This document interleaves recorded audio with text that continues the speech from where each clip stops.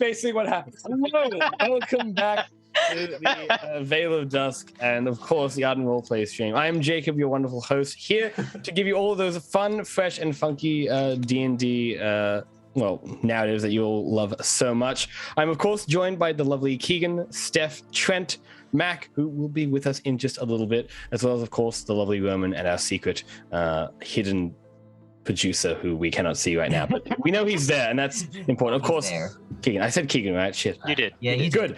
I'm so flustered. I'm sorry. I will let them do their quick introductions, actually, and we'll get a little bit about who their characters are and what they're all about. I did have Trent has to start this time because he hasn't been here. Yeah, Trent, tell us about you. Tell us about your character. Just give us a Who are you? We haven't seen you for so long. Oh, we haven't. Who am I? Hello again, everyone. What year is it? My name is Trent. I was born in '96. I am 25 years old as of a few days from now. That's nice. That's always fun. Happy birthday. I work in Happy Brisbane. birthday in the chat for Trent. Happy birthday to me. I work in Brisbane. I know Jacob through Vault Games. I know most people here through Vault Games or through this stream. Today I will be playing Damon Theomune once again. Damon is a kind of bit of a country kid. Grew up with his dad. Wanted to become a hero. Pretty basic plot line. Followed Mog out of town after he got like a very basic job, his first job. Had the job for like maybe a week. And then, moved out with Mog and it traveled with Mog for a while. Met up with Lillian, Asash, and Baird later on. And that was Damon's discovery of self-worth as he realizes recently, at least, that maybe the hero thing isn't so relevant and maybe just being the person that you want to be to yourself is more important. So he's got a little bit of thinking to do and he's not very good at it. So that's me today. Isn't Dark Fantasy fun, team, where you get to have moral quandaries like, am I actually a good person or not? We'll pass over to Roman, who has had great times with their character. Oh, yeah, love it. Love my character having a big emotional revelation and then dying. Mm-hmm. That close to actual death. Not even that close. You were actually dead. Oh yeah. Yeah, no, I failed all my death. I was like, this is just to update Trent. I failed all my death saving throws last game. And Keegan had 10 rounds of combat to get to me, and then also got knocked down. We finished combat in 8 rounds. Steph got downed as well. In fact, 3 of the 4 party got downed. Everyone got knocked. It was almost a TPK. I think everyone went down at some point. At least everyone went down, but I think I was the only one who failed all the death saving throws. Mog saved them all. Yeah. Without Mog. Yeah, so literally you missed an almost TPK and there's actual death. I just want to believe that Damon was just like fishing, like just having a nice Damon was off having his like happy little side adventure. He's like, I need a break, guys. I'm gonna go fishing. Time by myself. So yes, hello, my name is Roman. I play Baird, the bitchy bard. And who shows affection to the people they like by being mean. Which is why they tortured Damon the most, is they actually really like Damon, but it's just like, no, I can't let him know that I think he's all right, so I'm just going to be really mean to him. And Keegan and I are the Melburnians. I know Jacob through LARP, and I know everyone else through the stream. You know Steph through the LARP, sort of. I think we had 1 game together. We have never actually met in person, only in character. Yeah, I don't think we actually spoke to each other post-game either. I don't think we barely spoke to each other in-game either. Yep. It was a very passing, but... You guys are friends! Passing in the night. Yeah, now we're TikTok buddies. Oh, that's true. All right, we'll pass over to Keegan. Jacob's like, no, my headcanon. I am Keegan, the other Melburnian on the stream. I am playing Asash, who is the half-orc druid of the party, and the only reason that Baird still lives. Got you in that last 20 seconds and picked you up again. So Asash grew up in the Talarath Highlands of the wonderful world of Raskel, in which we are playing. Raised by a very loving half-orc, like full-orc family. Sent off. Very loving. His mum happens to be a warlord, but the party doesn't know that. She can be loving and a warlord. Exactly. And so he got sent out to sort of figure out what was going on down in Namina. thanks to some shenanigans from Gaston, got introduced to the party. It's like, these guys look like they could use someone who could stop them dying. I feel like the subtext of that was, these people need you. I would rather they not die, personally, but... Basically. I don't know why he wants us to live so bad. Like, we've caused him nothing but trouble. Yeah, you'll solve his problems, you know. The plague is bad for everyone, team. Plague's just bad for business. So yeah, met the lovely bunch at a bar and then immediately had to go fight an undead horror and then a dragon. He's now sticking with the party because, well, I've got nothing else to do. Ready from And this was far. thrown to step. Surely anything else would be preferential. Honestly, surely. Here for the glory of his clan. He shall make a great name for this aroma. Yeah, that's fair. All right. Well, we'll pass over to the lovely Steph as well. Hello, I'm Steph, one of the Brisbaneites up here. I know Jacob mostly through LARP, but we also have lovely lunch dates. Very delightful. I play Lillian, a Gloomstalker Ranger, group mom. Somehow, I don't know how we got here, but that is where we are. Socially awkward. Everyone's trying to teach her apparently not to do that, but she's not getting the picture. And it's about to get so hard, Mom. something very delightful this session. So Yes, group present mom session. until Present. terrifying. Yeah. Or maybe more Exactly. terrifying because of that. I don't know. Definitely more terrifying. Dear Lord. The Earthbirth is just too much. Anywho, and with that, I will give you the actual introduction. So prepare thyself for this great introduction I prepared definitely before this, which is very legit because I'm so good. Anyway, here we go. Not ad-lib. Where last we left our heroes, they were wrapped up in their own time in the city of Havensburg, speaking with the mysterious individual who turned out to be the living embodiment of Alban, the god of zealots, justice, and divination of man. Having Yeah, been we met corrupted- him too, Trent. Indeed. Yeah. We Just by the way. met a god. Yeah, Oh. this is for Trent. Just you know. casually, like, we met a god. Don't worry. Sorry. The living embodiment of God. It's fine. Not an actual God. Having been corrupted by the plague of Namina, the being was able to spread the influence of its understanding. Was not able to spread the understanding and clarity of its kind of divination with those that has come to be known. Instead, trapping his power behind an impressive painting. Where the party then tried to intercede, they were stopped by a group of broken angels, almost resulting in the party's destruction. Thankfully, the heroes overcame the angels just in time, and the representation of the god was restored to his former sanity. Armed now with knowledge and the weapons of the Temple of Edu, they are looking to adventure into the Maya Wood in search of the remnants of the cult they have defeated at the Bastion some weeks ago. I'm Jacob, your host, and welcome to the Vale of Dusk. Let's get started. Very nice. That was very sassy. I know, liked it. right? How good was that? It was quite good. It was quite good. I made Do that we need to myself. hold up placards with 10 on them? Absolutely. Yeah. If actually the chat could give us a this little scorecard. Give that the hammer out of Ardent Roleplay cards. Very nice, very nice. That is indeed hammer time. All right. You got an F in the chat. Nailed it. I was going to perish. Rip. I'm excited because I also ended last session summoning a familiar. That's true. You actually. promised me a familiar, I Jacob. promised you a very delightful living familiar. All right. I hope you're ready for the drunken fairy. But Dad. So, we'll touch base with everyone as they kind of wrap up, because I believe everyone had like just a little moment to themselves, going like, Just need to. oh. Except for Damien, who's just like vibing. Like, Oh yeah, Damon comes Yeah. back and the party's all like sitting around the table with tankards, looking really depressed. He's got his bucket of fish. Yeah, He's like, he's got a "Hey, little bucket of guys." fish. Hi, I just had a really lovely time.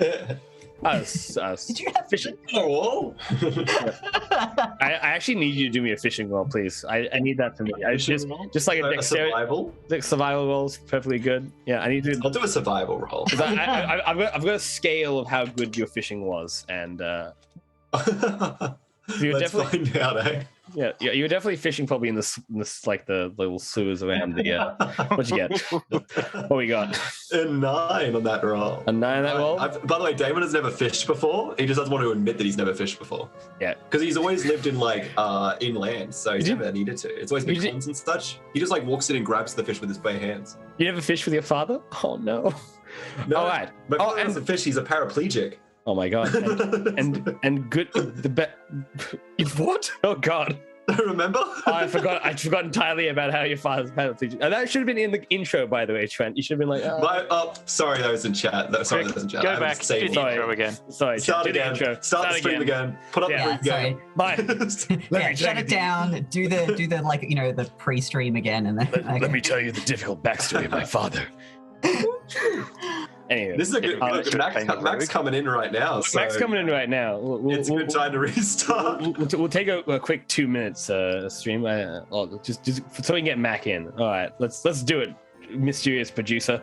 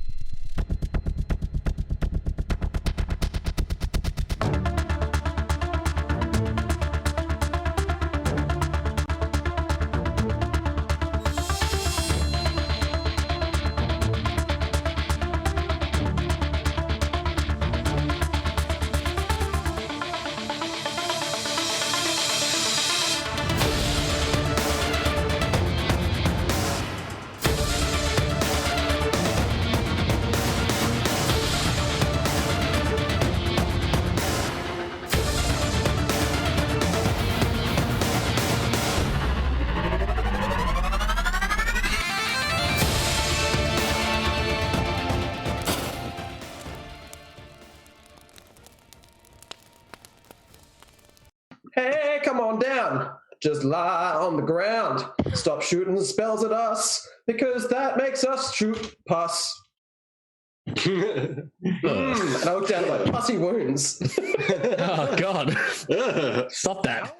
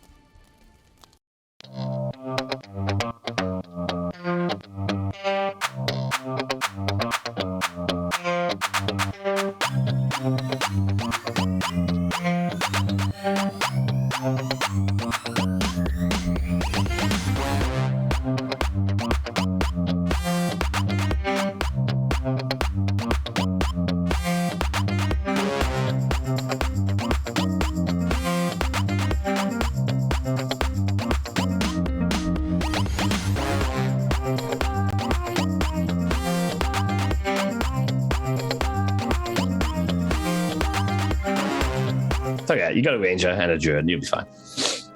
Welcome back. And we got Mac this time. Without warning. You gotta love that. Without warning. Thank you for just. All right. Thank you, producer. Where were we? We were doing introductions. Mac, now that you're finally here, tell us about who you are and your character is, and we'll get into the session. Trent has just bought some fish back from his fishing trip. Yeah. Damon was finding out. Oh, Damon Theomune, also known as Trent. Or Piper. Or Piper. As I'm better known. I met the Piper Ingram, by the way. It's crazy. Anyway, They do exist. give us your intro, Mac. Tell us about Mog, the lovely Mog. Or tell us about yourself. Either one. Hello. Both, maybe. I'm Macaulay. I'm an artist for Audacious, which is Ardent Roleplay, like the creators and all that. I play a half-orc called Mog. He's a very, very good boy paladin. He's 6 foot something. He has one eye. I don't really say this a lot, but he has only got one eye. And he just wants to just do the goodest of good in the world and get rid of this plague and save as many people as possible in between.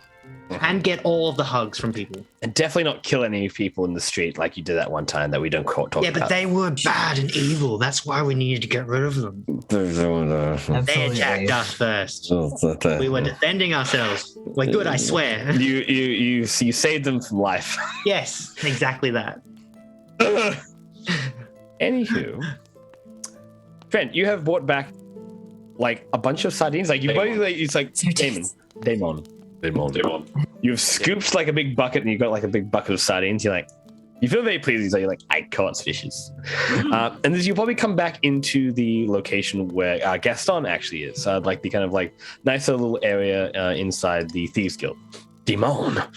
And the party is there, and I'm just going to get everyone to quickly touch on like what's the party's vibe at? What's their vibe check, if we can call it that? Bear is quiet and very somber, like probably the most somber that Damon has ever seen them. They're Like a also glass of- drinking like alcohol. A glass of brandy, like No, they're actually drinking beer or like ale, like which is you've never seen. Bear doesn't ever usually drink, and when they do, it's like half a glass of like red wine, but like that's it. So yeah, they're drinking, and they're alternating between like looking like relatively calm, but also like every now and then they'll just look off into the middle distance with that kind of like I have seen some shit kind of look on their face. don't talk to me and my son ever again. Don't talk to me, and that time I died. What about everyone else? Steph, Mac, Ian. Hey, your cat is vibing. Is this going on just straight from our last session? This is from last session, but you have had a little bit of time to process what happened. You guys all had a little bit of time to be on your own and be like. I think Mog is gotten over that awestruck like feeling that he was in when he just met his god. Because I can only imagine for the last few days he's been very quiet with a big like grin, just drinking like maybe like a beer as slow as possible. That he usually smashes beers, but this time he's like. Yeah. Exactly it. Now he's gotten over that, so he's now. Which is why he just pissed off Bed a little bit more, like, hey, how chippy you are about this. I died. Have some respect. Bear gets it. It's totally fine. Yeah, but it's also not being mean to anyone right now. Ooh, that's a very out of character. Very strange vibe then. Mog's trying to not disrupt this this time that we've had of peace. Well, Trent, you returned from your fishing trip. Everyone's back. You're like, Yeah, so I'll come in. So I've got like a small bucket, like a pail. Like I'll kind of burst in. Hello, everyone. I'm back. I brought sustenance, and I'll like come up. I'll bring up the pail and slam it down on the table in front of everyone. I couldn't find anything larger than a finger, so I caught 25 fingers. Actual fingers of fish? Well, Look in the 23 fish. At least 23 of these are fish. Yes. Well, look, don't worry, but I could see you're all very hungry, and I'll like kind of like knock Bed on the shoulder. You look starved. Well, let's eat up. Asaj will just peer in the bucket and like assess the fish to see whether or not they're actually safe to eat. Well, they're not actually dead. So it's just like the pail has still got lots of water in it, and they're just like swimming around. Swimming around. Like, frantically. you're having a look at this 20 fish in there. Yeah. And they're all alive. They're all just swimming around frantically. Mm-hmm. I'm kind of like just got my arms on my hip, my fists on my hip, looking at Mog, like dead in the eyes. I'm like, so how do we turn this into? What are we doing next with these? Bear sort of looks at the fish and then looks at Damon and says, "You were fishing." I'm gonna say the water is very muddy as well. Like, Fishes. you can like see it like kind of shimmering around, like little tiny fish eyes pop up every now and then. Fishing. Perhaps Oh no. I'm not sure about anything called else that we fishing. could eat. You were just playing in the water and happened to come back with what could be tadpoles for all we know. Excuse me, Ben. I wasn't playing in the water. I was catching fish. Fishing. Aha. Oh, well then yes, I was fishing. Yes, that's where I got these from. I wasn't swimming. I definitely didn't have to get in the water for these. I'm like soaked. I'm like covered in mud. The arm is just like drenched from the waist down. I just look incredibly proud of myself. That's Damon's entire vibe right now. Mog is But I'm not doing very more proud this of you. Mog is like looking at you. this like a feast of fish. Oh, delicious. It's like this big. A fishy feast It's a feast for like one person at most. at best. Best. You maybe best. dry them and use them as little snackies or Because something. is Damon about to like invent fish fingers in the land of Ruska? Maybe he's gonna chum them all up. Look, chum them all up, put some breadcrumbs in there. They'd be a bit bony, but it'd be fine.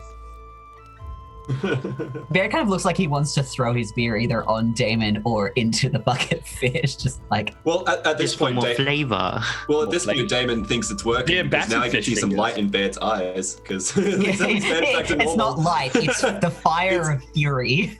That's it. But Damon's so used to seeing the fire of fury, he just thinks it's the light of love in your eyes. That's it. That's all it is. That's all it is. He's like, "You're very welcome, Baird." So, what's wrong with all of you? Lillian's just like completely disconnected between like bucket of fish. How did you catch fish that small? Like she's got too many questions running around in her head. Like Too many doesn't seem questions. like you went Which one? fishing. It was a tense day for everyone, I think. Oh, Yes. Yes, it was Very pretty tense for me too, my friend. What a big day for us all. What do you mean? And it was a good day, some might say. Yeah, I love Oh. dying. It's lovely, Mark. Well, now it's a great day. You're not dead. You What? survived. And you're alive with us. Barely. And that is a great day. I spoke to someone on the other side. Okay, Ben. You can lower your voice, Ben. It's okay. It's okay. Who did you speak to? What are you talking No, about? I was dead, but I was watching my body. Hmm. Well, Ben seems fine, everyone. We were able to get him back. Alright, I'm not going to throw my beer on you. I am, in fact, just going to stab you in your sleep, Damon. Oh. I love you too, Ben. You were saying, Asajj? We got him back, thankfully. It is. Oh. Well, I can see that, and I'll like smack him really hard on the back. Oh, he looks great! I didn't even realize you had died. Bear just takes the tankard. It doesn't throw the beer on him, but just smashes the tankard over his head. Just like, don't touch me. I want to just say it impressively smashes across Damon's like heavy head, and it's like He's wearing armor, so it's probably not going to hurt that much, but it's satisfying. It's just it makes pure. a good sound. glorious clang off the helmet. Quang. Yeah, it's just Quang. quang. it's only a quang, Mhm. big quang. You can, David's just hearing the sound reverberator. On the Yeah, middle. I'm just like. All of you assume he does not already have tinnitus. Ma. Anybody else hear that ringing? What? I always say that thing. That's why I always say what. What? It's at about that point where Gaston like enters the room from like outside. He's obviously coming back inside from presumably the day, and he's like, and he's got like a small like kind of wooden box. He's like, hello, well, sorry, good morning. How are we all? Alive and kicking still. Great. Baird's That head was just what I like was gonna thumps say. onto the floor. Baird's hair just like head just thumps onto the table. Well, don't worry if it is not going your entire way. I bought muffins. And he places like onto the table like a slew of muffins. Some of them are poppy seed muffins. Some of them are blueberry muffins. There's even an apricot muffin. Damon like slaps his ass on the chair and he like sits straight down and starts eating these muffins. Almost like now I've almost like immediately forgotten about the sardines. I'm just eating the muffin. You Nice, Gaston. He goes to like a pantry, gets some like a little tub of butter and like and starts like smacking down butter and just like kind of hands it out to all of you. As he kind of Mog's also like silently and wide-eyed, just like, and it's just like eating them. as I well. want to take one muffin and take a little piece off it and feed the fish with it. So I'm sure they're terrified. Just stressed out. Just Stranger get the things. just Yeah, it has some poppy seed, I think. Flavor. They're just spitting it back out. Sash will also grab like 3 muffins, and then put like just one just on the table, just next to bed, Yep. and then just like eat the other 2. Gaston ensures to butter each muffin. He's like cuts in half, does a bit of butter, does a little bit of prestidigitation, so it gets all nice and warm, and then the butter kind of melts a little bit, gets a little crispy, and like a nice crispy warm muffin. You're like, and he's like, well, I have some news actually for you all. I got a message from the Temple of Edu. Apparently, they have some goods that have just come in. Ah, excellent. Oh, That should yes. be our gear. Mog gets up my armor. Is that the message? Yes, I believe. So. Yeah. I've got some as well, but they do a little message. It's like when the delivery comes along. There's a iron coach that you tend to. I tend to be doing it, but I mean, if someone else is doing it at this point, that's probably good. Luckily, they also actually do a lot of business with me. So yeah, I believe your equipment is ready. Wonderful. But I also will be leaving Havensburg soon. I'm going to be heading to Amberhold. I believe that there was some things that might require my attention there, but I understand that you're all heading to the Mirewood, yes? We have some business out there to take care of. Well, if you find yourself in Amberhold, I'm sure we'll catch up again. But until then, this is probably the last breakfast I'll be able to offer you out. Unfortunately, given this security that the guild requests, you'll not be able to stay here during my absence, unfortunately. Just that you're not affiliated my hands are a bit tied in that one. But if you need anything, you know how to call me. You do have my sending stone. Like pulling out like points to Lillian's like, you don't know where to find me, and I will not be too far. The booty call stone. The booty call stone. Like little, like it's like 2 little cheeks. Like, It's a peach. It's shaped like a peach. it's a little face, but it looks like a butt. Before you go, Gaston, I do have one more thing. I would appreciate it if you could acquire for me. A small diamond about this big. Small diamond about that big. That's not really small. I've seen much larger. I do understand that the Highlands tend to have a bit more wealth up there in the way that they have wealth, but I can look into it. I think I might have something for that, but I'd have to request for the guild, but I can probably look into that for you. Just something to help keep everyone here kicking, if we need it. Yes, I did hear about that. Looks to bed as like... They're still got their head on the table, but the hand comes up on like the muffin. Just. I'm sorry to hear that you got corpseified. You're looking quite good for it, though. So that's good. Some people have a bit of a weirdness with it. But Goes back to eating a muffin. he knows how to get through to you. Yeah. Gotta get that rise. I'm still pretty. Tell me I'm still pretty. Being a little bit of a bitch, but also like, I'm pretty. Oh, it's nice. Tell me I'm still the prettiest member of the party. No. Anywho. Got him. But yeah, no, you have like a bit of the breakfast. You have the delicious muffins. They are all quite good. They are locally sourced muffins as well. Don't forget to buy a local team. And then he basically like gets up, like does like he has like some coffee as well because he's fucking wealthy as hell. Oh, careful. There you go. He is also wealthy as hell, so he has a bit of coffee and drinks that, and you guys smell this deep aroma of like the Turkish coffee, which you know to be from the lands to the south, just below where Saraton is. It's a little out of the way spot in. Let me just quickly reference it. in Marion, in like Draven's Harbor, which is like this nice little kind of like deserty kind of area. But yeah, Turkish coffee, delicious. How good. Basically wraps up everything, and I was like, cool. Starts packing stuff down. Basically, what would you guys like to do in the meantime? I believe that you, Baird, wanted to summon a familiar. Like I had been doing that already. I did that straight away. Like the first thing I did was go out and sit by the. All right. Well, I'm going to describe for you your little familiar who's been hanging out with you for the last few days. So it is kind of like it's probably based on because this is a warlock. This is for my pack. So it is based on basically an imp, but it looks more like a fairy. It's one of those like sharp kind of like looking pixie fairies you might see from like Lorwyn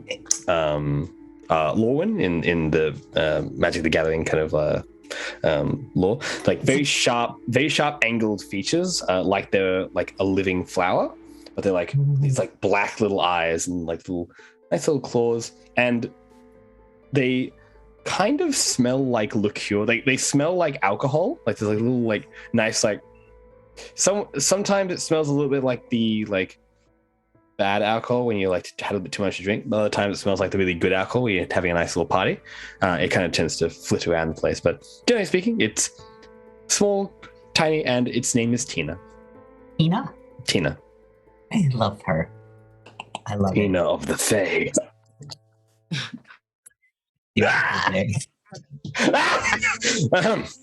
And yeah, but Tina, like the first time like Tina arrives, like, hello, and it speaks with a very like articulate like, how are you? I've been better. You are my master then? I am now. Qualifications? I'm a warlock and a bard. A lot of those. Good that you're being special though. That's nice. You gotta mix it up sometimes. How can I help you, master? Honestly, you're just company for now. Okay, well I'll get you a little snack. No, it's fine. Okay. Barrett has actually offered her some of the muffin as well. She gives you like when you kind of meet her, she gives you like a little like she like grabs your little hand and you're like, mwah, you're very pretty. I like you. You can definitely stay. So easy to win Baird over. I do not have a choice. That's nice. Well, if you didn't like it terribly much, I'm sure we could figure something out. No. But you are summoned to accompany me on your quest. Yes. We're gonna go fight some undead. Probably. I've never fought undead before, but I hear that they are very good. Adrietta does send her best though as well. Well, I'm glad. Adrietta sent me, so I mean that checks out. All right. And you like see this little fairy like at the dinner table, like picking all the seeds out. It's fine. And then like grabbing a blueberry, like yeah, just eating the whole blueberry. Like mouth distends, like I love her. She's terrifying. That's like a tiny baby bird, like what does she look like again? Sorry. So she looks kind of like a lily or a flower, like very angular, like features, like very like spindly, almost spider-like in how she like prances around the place. She looks like a strong breeze would knock her over, but like moves very delicately around the place and like stabs things. She's got a very stabby like way that she moves around the place, or like in the contextualization of feminine form, but like just not really like just very like angular. So is this the first time that Baird's met this familiar, like in front of us on this table? Yeah, they've been like spending time together, but Baird has been. He's been a little bit secretive about her. Mm-hmm. Okay, but yeah. Do we notice him on the table eating the muffin? Mm-hmm. Notice them on the table? Okay. Like Mog stab. is going to be like kind of like slowly eaten and it's like, whoa, what is this thing here? And grabs his mole. She has like a little. Asajj like immediately puts like a hand on top of Mog to just like Baird guide puts the like a Mog hand in down. front of her, like to protect her. It's just like, it's my familiar. Oh. A friendly Her name is spirit. Tina. She's got Be nice. she's got like a little like needle, like it's like, it looks like a tiny like needle sword. I love her. And she's like, It's pointy. Yeah. It's like, yes. it looks like slightly. It looks like it's made of jade. Like Sharp, stabby object. Ah. Yeah. All right. Just leave her alone. She looks like fun. She looks She good. is a friend. Love that for you, Baird. She's delightful. I am not. I am exciting. Fair enough. Terminology preferences. Very good. Mog is gonna like pick up a few more, like a couple more muffins. He's gonna go, all right, I'm gonna go and get my and like get away. Like Mog kind of like steps away around this creature, like and Baird. I'm gonna go get my armor now. Let me help you with that. And Damon just gets up on the table trying to ignore this little creature. I'll help you with that. Just walks off. Baird's embedded into a monologue. Like, I'm glad she makes everyone fucking uncomfortable. They never met phase spirits before. Are they not uncommon down here? They're an orc and a human. I am an orc. Yeah, but you're also a druid. And the Highlands are filled with those guys. So. Lillian's just like side-eyeing this thing. Something's ain't right. My feral little fairy friend. Lillian has probably met fairies before. The fairies of the Highlands and the I guess called Darklings, because they're like the Shadowfell. Like the Shadowfell and the Feywilds are very close in the Highlands. So you probably would have met the fairies before, and you know kind of about them. Doesn't mean you have to vibe with them. In fact, there's a good reason not to, really. Not vibing Absolutely in not. chat. Absolutely not. Just vibing. Like, I respect your decision, but It's got to be better than Goldeneye, honestly. Interesting choice. Yeah. Baby steps, people. Baby steps. Yeah, Damon's like just trying Well, to she avoid was this sent creature by my because- new patron, so she's not bad. No. Mog just doesn't Damon's like- seen Bear do some weird shit, so he's just like, all right. Yeah. Mog is He's like, engaging with The this. concept that like Damon still hasn't quite clicked that Baird is in fact a warlock. It's just, like, he's a bard. Obviously. I feel like Asajj would have, like, upon meeting Dina for the first time, offered to, like, teach Baird some Sylvan as well. Because that's the Fey language. Appreciate it. That would take some time. It would take some time. That would Well, take some they time. can communicate. Like she like whispers in your mind because you can talk directly to your mind. You're like, True. Yeah, you don't need to translate. Fine. but yes, Sylvan's cool now. It's cool. Yeah, yeah. In any case, Tina also does like ask like, would you like me to go fetch your item as well from the Gris? Let's go together. Okay. I guess. Need to go for a walk. Would you like company, or would you like us to go get our things from the temple as well? We could all go together. I feel like that's not helpful, but if you want to come with me, you can come with me, but Well, you've been a bit of a big old bitch lately, and you need to actually hang out with people. I think it's good to have a little interaction there. So just pull yourself together, gather up with the party, and have another drink on me. That's Lillian my is like absolutely staring down this thing. Baird's just holding them. Is it sassing Baird? Baird looks at the Make tankard this. that they clocked Damon with and just looks at like, I wonder if I could just dunk and just like fit it over. It's like he's like looking at the tankard and holding it by the base and looking at her and like trying to like measure if she'll fit in the tankard. Maybe. Just sort of like Maybe. he just turns it upside down and just puts it on the table, but doesn't actually put it over her. So all right, let's go. Hooray! Sasha will accompany Baird. He'll just like quietly follow along. She like does a little twirl and turns invisible.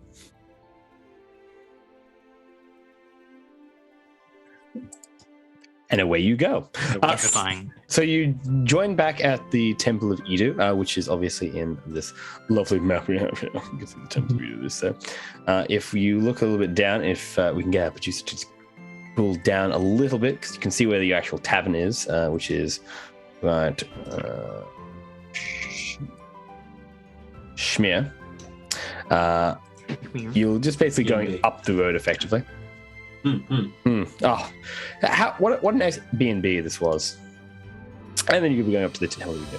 So you get there pretty easily, the Chi-Town B&B, lovely place. But yep, you get to the Temple of Edo. You walk through the gates, and of course you see the familiar look of the kind of hunched over figure at this like kind of like nice stone looking desk in the center of like a large open room. And he's like writing like stuff inside like a little journal. You imagine that's on the desk, like as you approach. Hello! Damon calls out. Kind of echoes a little bit in the hall. Hello. Oh, that's right. I see you all back. Oh, This guy. you again. This is fantastic news. Yes. You said you had our armor for us.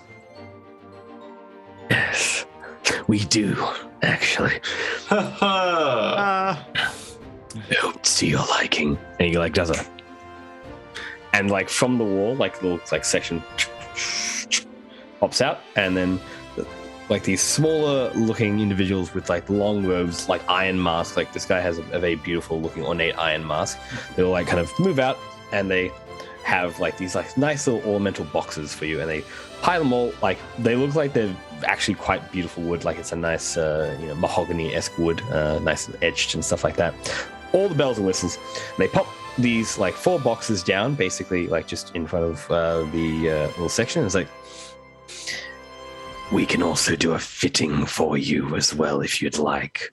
We understand it takes time to get used to a new set of armor, and a good fit might just be the ticket for you and your companion. As much as I don't like the idea of you going anywhere near me, I'll take you up on that offer. Oh, and I hope your weapons are to your satisfaction.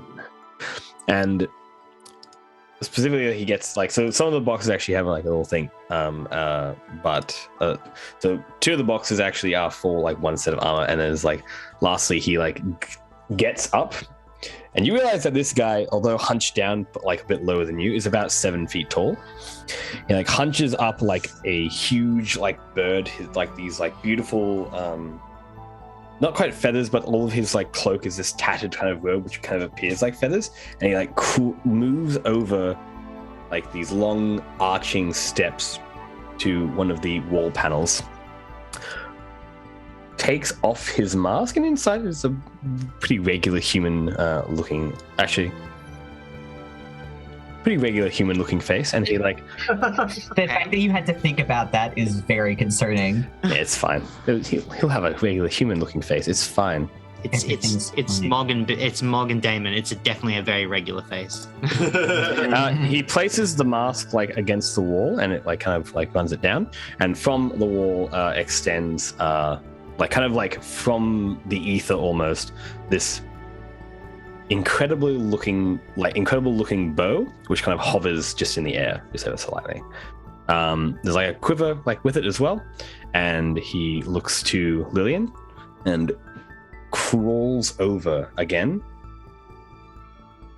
and then the kind of like the bow hovers behind him with almost like telekinesis. Like it's like as she lands, and it's like, and to this I give to you, Lillian. I hope it serves you well. The oath bow is a precious object, but your donation to the church is most appreciated. He has put his mask back on at this stage as well, and goes back to behind the counter and then sits down. It hovers in there for you to grab it as well. You like hold it, and then as you like hold it, you're feeling this like little electricity in your hands, as almost as if like the bow's like sussing you out. Meanwhile, the other kind of smaller individuals pop open the boxes for you and do like a little like showcase, like to both Mog and to Damon, and they begin fitting you. They're like they start like kind of they like let's go around like a little tiny chair, like little like step ladder, start like getting you all set up and ready in your nice outfit. Damon pops his chest plate off and just starts like just undressing immediately. Doesn't worry at all. Yep. You like they like snip off like some of the clothing that may like a bit stuck and like put you like a new tunic on as well. It comes with a fancy tunic. What color tunic did you want? They give you some selections. It's like I look at the most gray one, like the most deep gray one. Like, aha, that one. They have a deep green one. They have a kind of like sky blue one, which is a little bit grayish, but they have like a red one. They have different colors for everything. Yeah. If you like, get me your grayest one. Like, yeah. Damon looks at the colors and he doesn't really notice any real difference between them, and he goes, yeah, just the grayest one. And they like get they rifle through and they find like a very nice fine silvery gray one. Like perfect. And they put on this very nice new tunic for you. They equip your mithril plate. Yes, mithril plate. And full mithril plate. Full mithril plate. And they like very beautiful. Macaulay, what was your armor again? It was a magical plate as well. It was just plate armor, but it's now magical. I think that's +2. Yep, magical plate armor. Yep, that's +2, +1, I believe. Okay. +2. Yeah, +1 sounds right. Yep. So this is engraved with the requests I believe you had for it being kind of centered around Albin and Vanathar. So it has like little epitaphs and like little symbology of the kind of gods around it as well. So it's still his like original armor, but it's ornamented and it's more reinforced, I think. Yeah, they've done a lot more modifications than potentially you may have expected, because they've taken like the base armor and then they like sanded it down, re-sculpted it, like added basically runes and magic to it, and imbued it with arcane and divine power, and then reforged it to some extent. You can kind of see some of the like the marks and stuff like that. All very well crafted, but it barely looks like the armor that you used to have. Like it's all the same stuff, but it has been modified to what they believed would be your particular like ideal armor. So they've made that for you basically. And like, hope it's to your liking. If they're fitting, because Mog has just been walking around in his undergarments that he usually has for the armor, like this whole time. They give you new clothing as well. Like, yeah, they give you new clothing. They're like they for you. You guys spent like a lot of money here. We did. Yeah, we kind of did. If I could count that much, I'm sure it was a lot. So yeah, Bed wasn't here when you bought the thing, so None of you thought to haggle? They don't need to know. Haggle? What's that? Haggle? Is that like meat? They're like haggis? Yes. Not a fan of haggis. Not a fan. Mind. And yeah, they give you like new clothes. They cut your old clothes off. You're a bit naked for a second there. Mog will like just kind of do some poses. Like, does it make me look good? Is this good? What do you think, Damon? And I'll just kind of like flex like some of the metal bits like around. Like, Damon's gonna get like. I don't look too like chunky. Damon gets like overexcited. Oh, look at you, Mog! You look glorious. Damon would be like, "Yo, you look glorious." In the whole hall. Truly each other's hype men. I do. Not as glorious as you, Mog. Absolutely wrong. Look at us, two glorious men. What did you guys get? I look over at the rest of the team. What'd you guys get? And your axe, Asash, is in one of the boxes as well. And they like I think there was a shield. There was an axe and a shield. Yeah. Axe and a shield. Yeah, I believe. Yep. They like present to both of you. Like. Yep. Straps the shield on. And yeah, it is like this kind of, it's a round shield you wanted, I believe. Well, he gave them his original like big like oaken shield to be enchanted. So yeah, so they cut down a little bit of the wood and then like reshaped it a little bit, added a few added some, like, it looks like they've basically built a second shield that this shield slots into, so it has like a little bit more stability, I suppose. And then they've cut down a little bit, kind of recolored it, we carved a little bit of the wood and stuff like that, we varnished it, and it feels good and heavy, like it's a good heavy feeling shield, and it feels like solid as a rock, basically. Yeah. And as well for the axe, it was an axe of lightning, I believe. Yeah, it was basically the flame tongue enchantment, but for lightning, not fire. Yeah. Yep. So it's got this like very ornate like looking like dragon's mouth that's breathing flames. That is like what becomes the actual like blade of the axe. So it's like this almost like blue steel blade, which like seems to be like the breath of a dragon coming from like the little what's it called? The big axe in this bit here. I can't exactly remember. I'm sure the chat could know it. But regardless, very impressive looking equipment. And to describe Lillian's bow, it is nothing if not a powerful legendary energy. Beautifully carved, almost like it's grown into itself. But yeah, high as hell. And the actual bowstring looks like it's made of like a little bit of like, it's almost luminescent. Just it catches the light very well. But yeah, it's beautiful. And like the priest kind of looks around and is like, good. Well, if you ever need anything, you know where to find us. Our coin coffers are always in need of replenishment, and we are always happy to assist in adventurers' dealings. Good day. Bird is very impressed by the bow and like subtly impressed by the armor and weapons, but you know, gotta give Lillian all the like actual praise. No one else gets any actual praise. Mm-hmm. Yes. Like, Well, then we Lillian don't need looks it because Mog and Damon are definitely like they're just flexing hyping each and other making up. They're poses just at each other. like, yeah. And it's like They're just looking at each other like just Have you in the seen shine my of each other's. people? The bird was big. That round and it went over there. That way. Oh! yeah. Oh! Yeah, absolutely.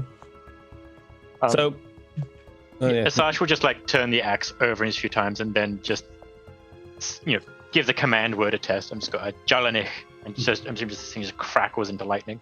Mm-hmm. Then just say the command word again and like It's almost like a glow stick in the dark. You start moving around. It like does like the little like after trail. Like just Rude crackles. sandstorm softly playing in the background.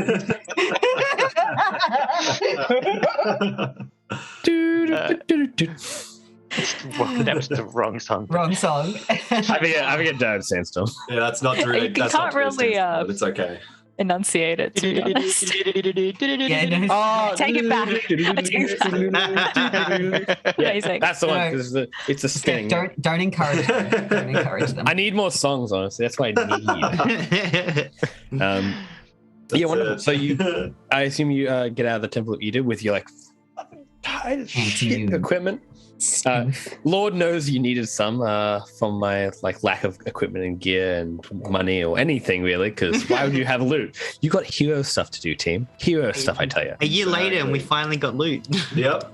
A year. I love the fact that like all of us kind of just forgot to ask for loot, and Jacob forgot to give it to us. Not really. I mean, like if you ask for loot, I'm like, here's some loot. There you go. That reminds me. Come here. But you weren't really doing any like missions for people, really. Like you were like doing it out of the kindness of our We were just accidentally stumbling upon things that needed fixing. Yeah. Yep. Because boy, howdy, there's a lot. We're all in it for the clout, really. There's no material wealth. So you've noticed that in the town of Havensburg as well, people like recognize you guys. Like they know who you guys kind of are. Like you're the heroes of Havensburg. Yeah. No. They call you the heroes of Havensburg. Like This is really getting on Baird's nerves because Damon's getting a big head because of it too. Oh yeah. Every time Baird hears Damon accepting a compliment, Baird just makes a mental like tally of like I have to insult Damon this many times to make sure that he stays Look, it's your lunchtime, boys. Manageable. It's your lunchtime. Good. It's been like probably like 2 weeks or something like that since you actually defeated the dragon. Because you've had like a bit of a week break, then you almost died. Then you had another bit of a break, Then you almost died. and you almost died. I was like, no, you actually died, Ben. You actually died. That was. See, I tried to kill the dragon. Yeah, actually I killed can't believe you killed me. you. Banshees, man, they're spooky. So Transforming enemies, how good. So cool. Anywho, but you do notice that some of the children in the street have like little eye patches. Oh, wait. That's adorable. That's really cute. Were there so many kids that were blind in this town? Nope. I'm so confused. No, you suspect that they are just wearing them because they think Mog is cool. Would Mog really be able to put the two together though? Yeah, no, I don't suspect that. Mog's like, oh no, a new plague. Oh no. All these poor kids are blind with one eye. You see like little stick antlers that some of them have. Like they have these like little long little straight sticks. They're not very good because it's very hard to find incredibly straight sticks, but they've tried their best. Some of them have like little what they call like it's like they're like little buckets on their heads, and they like cut a little like hole in the bucket like. David, that looks like your helmet. Look, it's me! That's right, children. Yes. And the name's Damon. And you overhear some of that like super savage, like you know how you like children tend to like be like super savage. Yes. Even more like they're just like doing Yes, that, like, brutal children. That's my legacy. Yeah. Just created like the worst. Like they're like, You see got, they got like purple raspberry paint on them, like. You see a couple of kids like dressed as Jed come over and smack kids dressed as Damon. Yes. Yeah. They got some have like little sticks in their head, like they're like I'm right there. And then they like see and like they like. So cute. Sash will like ruffle their hair whenever he walks past them. And they don't Damon's- even. Damon's showing off his dad's sword to kids as they walk past, not knowing like full on brandishing it nearby them, not worried whatsoever. Damon, you're going to cut a child's hand off. Oh wow, that's so cool! You see, they got like little toy swords and stuff like that. Don't worry, Ben. That will be an important lesson. It's a sword. It's not supposed to be safe. That would be an important lesson, wouldn't it? That's what you do in a nutshell. But yeah, you get to the Rich Griss's alchemy shop, and you walk on inside. Griss is kind of there, and she seems to be selling like eye patches, toy swords. Yes, like capitalize on the market. Capitalize on the market, and it's like, yeah, and she's like, "Oh, you're back. Hello. Business is booming. I see. Business is always booming if you have a mind for it. Clearly. Hero worship, it's the new thing. I mean, people do need heroes, I suppose. How was your death? Was that fun for you? Traumatic. Yeah. Been there, done that, but I get it. Yeah, The first one's not always my the favorite roughest. thing. The first one's always the roughest. You'll be fine after that. We're planning on there not being anymore. Now, I've had enough buildings dropped on my heads and dragons breathing acid on me that I've come that close to death. It was, an experience to try it for real. Yeah. I'd probably avoid the experience if I could, but I mean, hey, not everyone's that capable. Look, In any case, unfortunately, traveling with these people, you can't really avoid the experience. she quickly jumps into her little trunk suitcase and jumps back out. It's like, as promised, your object. She hands you a ring. It's made of both wood, silver, and what looks like some kind of dark black metal. Like, well, this should help. As promised, it's a ring of protection. So ideally, you won't have to have those tricky issues come up again. But I wish you the best of luck, and also good luck in reclaiming my home. That'd be ideal for me. Baird puts it on the finger that used to have the signet ring that they wore on. But you still have that on you somewhere, don't you? I believe Baird hasn't gotten rid of it yet. It's in their pocket or something. I know. Just Also still has the ring of mind shielding. Get away from me. Let me know your secrets. useful thing to have, really, when you're being chased by vampires. Maybe question mark. Absolutely. Anywho, and then yeah, she's like, "All right, is anyone else who wants anything? Just let me know, and I'll be happy to oblige." No one can afford anything in this shop because they spent all their money on shiny things. Oh, I'm sure you can afford it if you wanted to. Just a quiet in the background. Worth it. I think you're the only one who I actually spent their money well. I imagine you just like hold it. You're just like holding the bow, like. Yeah. Yeah, but it's like Well, she currently has 2, so she needs to get rid of 1. Yeah, the kids are definitely like, Shh, her bow got cooler. "Oh my god, what is that?" Yeah, Barrett absolutely is just like, no, Lillian's the only one who spent her money wisely. Everybody else out of the shop. Apparently, Lillian spent more of everyone else's money wisely, so I mean, Fine, it's fine. She spent it well. I did puppy dog eyes. Don't know how that worked as a tiefling. Nailed it. Don't work well. Although you are the party mum, so that probably checks out. It works in this group. Yeah. Mhm. Yes. All right, yeah, and it's up to you guys. What are you going to do from here? What do we want to do? I need to sell my second bow now that I've got a nice fancy one, because I certainly don't need to carry 2 around. No. Like it's a lot.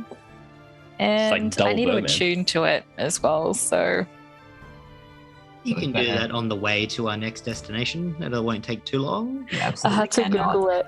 You have to short rest. You have to show us for like an hour. Well, you have to be doing little effort for an hour, so you can actually be traveling Okay. while attuning to things. Yeah. Yes, We'll put you on horseback and you can just sit on the horse. Like I'll hold the lead and you can just be led. Just stare at it. She's just Is like that how that holding it, like works? cradling it. I'm gonna shoot so many people with you. Oh my god! Just crooning pretty things to the bow as you like stroke your trick carvings. Mhm. We're gonna shoot so many people. We're gonna kill everyone. But All yeah, right. Well, let's go then, I guess. Yeah. Anybody else have anything they need to get? Me? No, thank you. We're all suited up here. well, you know that Gaston is heading from the B&B pretty soon, so you could say go at him if you like. He also owes us a diamond, so He does technically. Well, it was a strong word. he agreed to get us a diamond. At this point, he's your benefactor, so I just He's our sugar daddy. He's interested in us not dying, so he's gonna get it for us. Mm-hmm. oh, welcome, Law Explorers. By the way, love the raid. Thank you so much. Shout out for the raid in. So much for the raid. Look how Great the raid. time. All right. Raid Shadow Legends. Whoa. Why is it everywhere? Why are But yeah. you not? Why am I not? Just throwing that out there. I just do my You know what best. I mean? In any case, you kind of arrive back at the the Shire Town B&B, and Gaston, the character, is there, kind of waiting outside. I'll actually give you the actual like what Gaston looks like for everyone in both the chat and here on the lovely road card. So if you are in the chat, you can have a look at the Ardent Roleplay if you want to. But it'll be up there for you as well. You know, it's just Be at That's the what- very back. It's yeah. the back of the deck. So it's always at the back of the deck. But he's basically Always hiding. he's saying that he's obviously his lovely coach with his fearsome looking horses and obviously the kind of like heavy set nature of the coach as well, as it kind of like dominates this very provincial looking street. He kind of like observes as you approach and kind of gives you all a wave, like you're looking prepared. Feeling prepared. Oh. Well, I hope it serves you well. I do not know what the Mirewood will. I don't know what the Mirewood would bring, but I know that if you at least are together, I'm sure that you'll be able to overcome any obstacle. As promised, as well, he pulls out from his pocket like a little again wooden little box and hands it to Asash. Hopefully that will come in handy. I wish I could do more, but at this point I think I've probably reached the upper limit of my assistance to all of you. I mean, You've been very generous. We thank you for it. Well, I suppose you've been generous with your time as well, and the fact that you've, well, probably saved some amount of lives here. I only wish there was more I could say for the other heroes who came before you, and then maybe their lives might mean something now. In any case, I will see you potentially in Amberhold. I'm sure that once you are completed, you'll have business in the capital. But yes, I have been invited, in fact, to the wedding party of the prince, so I must make an appearance. But if there's anything else you need to know from me, just let me know now, I suppose. You're good. He claps Gaston on the shoulder and says, "Keep your wits about you in that wedding party." I keep my wits about me when I can, but thank you. Baird will stop him before he leaves and will actually give him the signet ring. Just says, "It's not serving me anymore, so might as well give you a free pass somewhere." Kind of looks at it and is like, lucky you don't mind. Baird knows that Gaston knows what that signet ring is as well. He does. He's like, thank you. I'm sure I could probably use this another time, but I'm glad that you're finding your own feet, Baird. It's about time, I would say. So far, finding my own feet has involved a building getting dropped on my head, a dragon breathing acid on me, and dying. So... Sometimes it's difficult to achieve change, but ultimately I think the rewards speak for themselves. Glad I didn't have to kill you, honestly. Myself. Fantastic. It's a bonus. I'm sure something else will succeed. Ideally not. I mean, Asash will be able to mind you after all. Hopefully. This is why we have a limited supply of those diamonds. True. That's because there's a limited supply of diamonds, but that's why I suggested Asash should join you in the first place. For now, though, goodbye. And he kind of like gives a little bit of a look to Lillian and is like, trying to shoot anyone with any more arrows that... Only if they deserve it. Only if they deserve it. Say safe travels, but... Don't get safe shot travels. Don't get shot by horned people. Okay. You're always free to call me. Don't get shot by your next booty call. Indeed. Bear just looks way too smug about that. Just like... And with that, he gets on his coach and is like, yeah! And starts heading off into the distance. Riding off into the sunset like a badass. Just like very light twang. We're like, ooh. Just give him like one arrow for good luck, you know? Get it into the back of the cart. Mm-hmm. But you guys have like I believe the horses as well. They're all kind of there at the B&B. They've all been like having a nice pony time for the last like 2 weeks, like as you've been in town, because you did get horses obviously from your interactions in Arbortown. Arbortown? Yeah, Arbortown. Yeah. Now, how would you like to approach going into the Mirewood? Obviously, it is a deep, swampy area to the western side of town, which you should be able to see in the lovely little map we have there. In fact, I'll actually bring up to the Namanang map, because that's always good. Give us that big map. Quick, obviously, shout out to Incarnate for this awesome map, because it's very, very cool. It's such a solid map.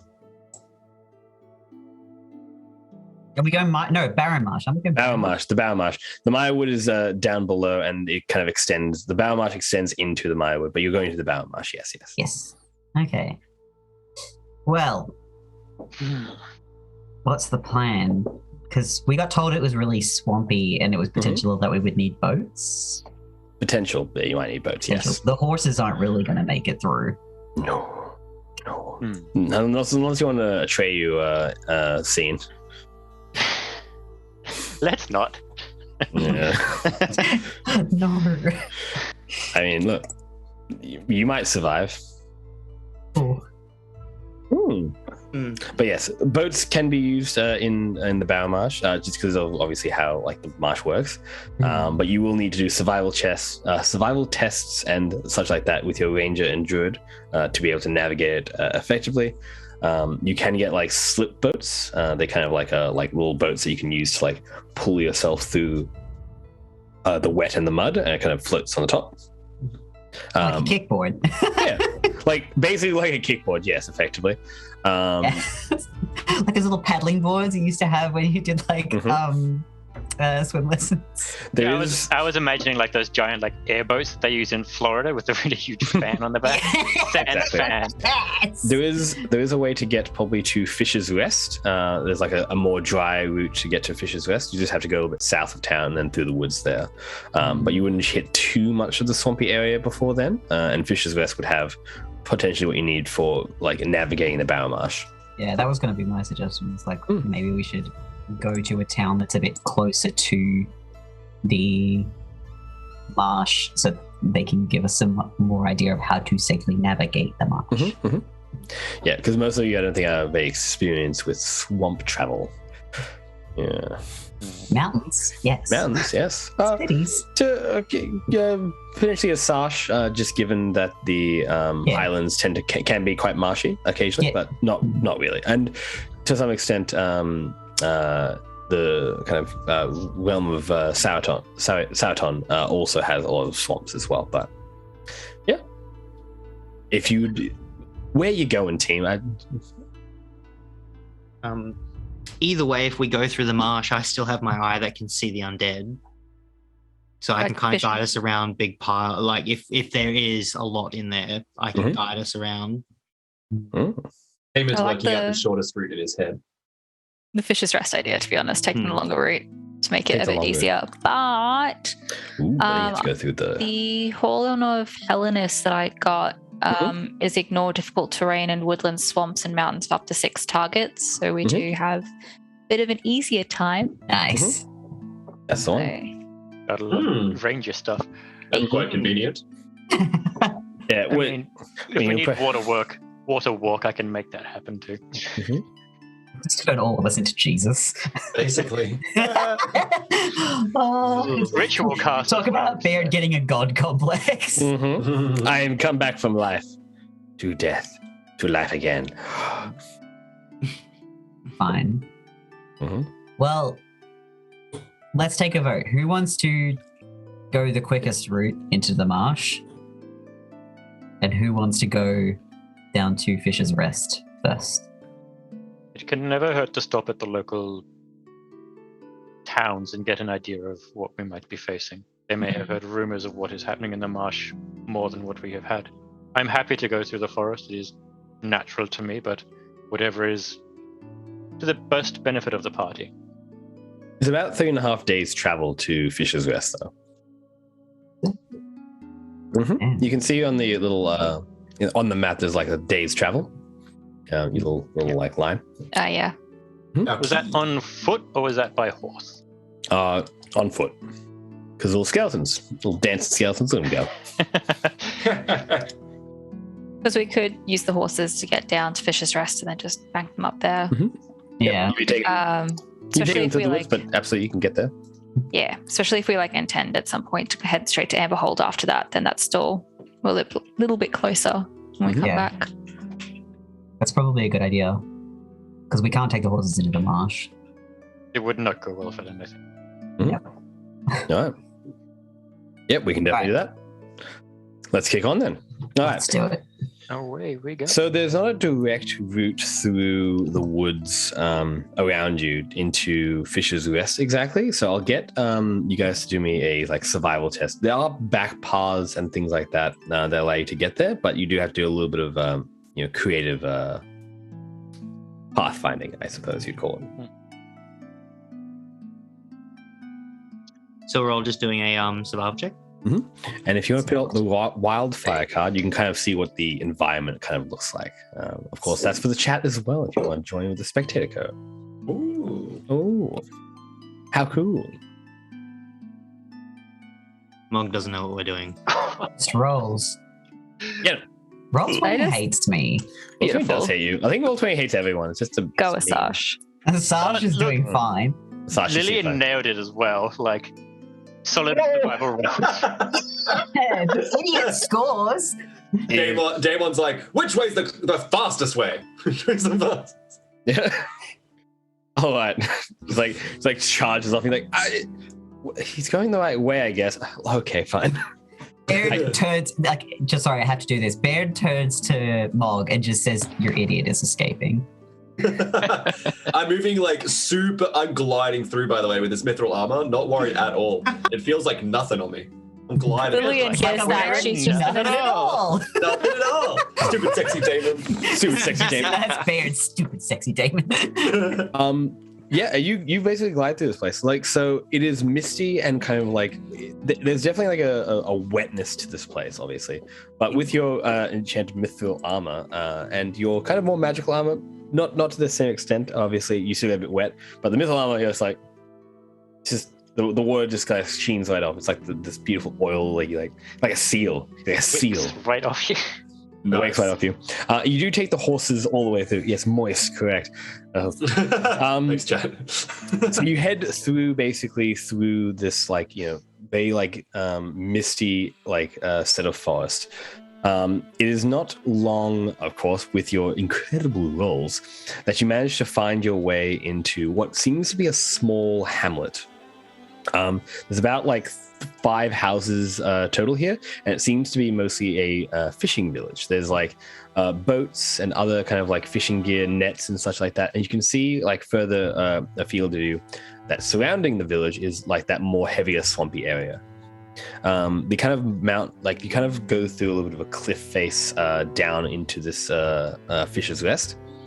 Where it starts to get a little bit more marshy, but with your survival rolls, you manage to navigate through some of the worst parts of the actual mud and the sludge, and note a few things about this place. Number one, obviously, with the time you spent in the Mirewood, you do notice that there are some corpses here, specifically like dead bodies that are like floating within the rotting kind of like landscape around you, as well as, of course, the heavy, deep sections of mud that you could easily fall into and be swallowed by. You suspect that people with the disease to get a little bit heavy for your all team, because it's obviously a little bit of the dark fantasy. You suspect with your survival, with the tracks that you kind of see around the place, that, and just kind of the kind of observation you've taken, people who had the disease have come here basically to not spread it further and to pass away potentially in some level of peace. It is difficult to say exactly, but it seems like either they were taken here forcefully or they've come here on their own accord. The situation is pretty grim here, though. You feel this emotion about this place. It's almost this heavy weighted kind of feeling that like tries to drag you down to the mud itself. But because you navigate through it all, you manage to get to this Fisher's Rest. The town, however, the little hamlet, is no dip better though. You only see about one person here, and they like kind of observe your arrival as you make your way through the town with your horses. And Aster Lake is a beautiful sight to behold. It is this kind of picturesque, big, clear blue lake that stretches pretty much into, I would say, the horizon, given how large the actual lake is. So it is like a little ocean that you can see of clear blue water. Mist, of course, hangs to the lake itself, which you suspect is what creates this mist in the actual forest itself. But this individual kind of observes your arrival, but has not approached you guys yet. And that's the description of the place. Mog will go ahead and ride up to this individual. What does he look like? He looks like a relatively he looks like a fisherman basically. He has the like some scars on his face, like it looks like he's been like cut badly at some point in his life. Some burn scars as well. His hands look well worn. His like outfit is obviously like a butcher's outfit. He seems to like cut fish and stuff like that. But he seems like a pretty working class individual. Mog will go up to him and be like, "Hello, friend. How are you doing?" Dear. Yes. I did not expect him to say that. Mog is like, "Do you need a hand with anything?" And kind of like,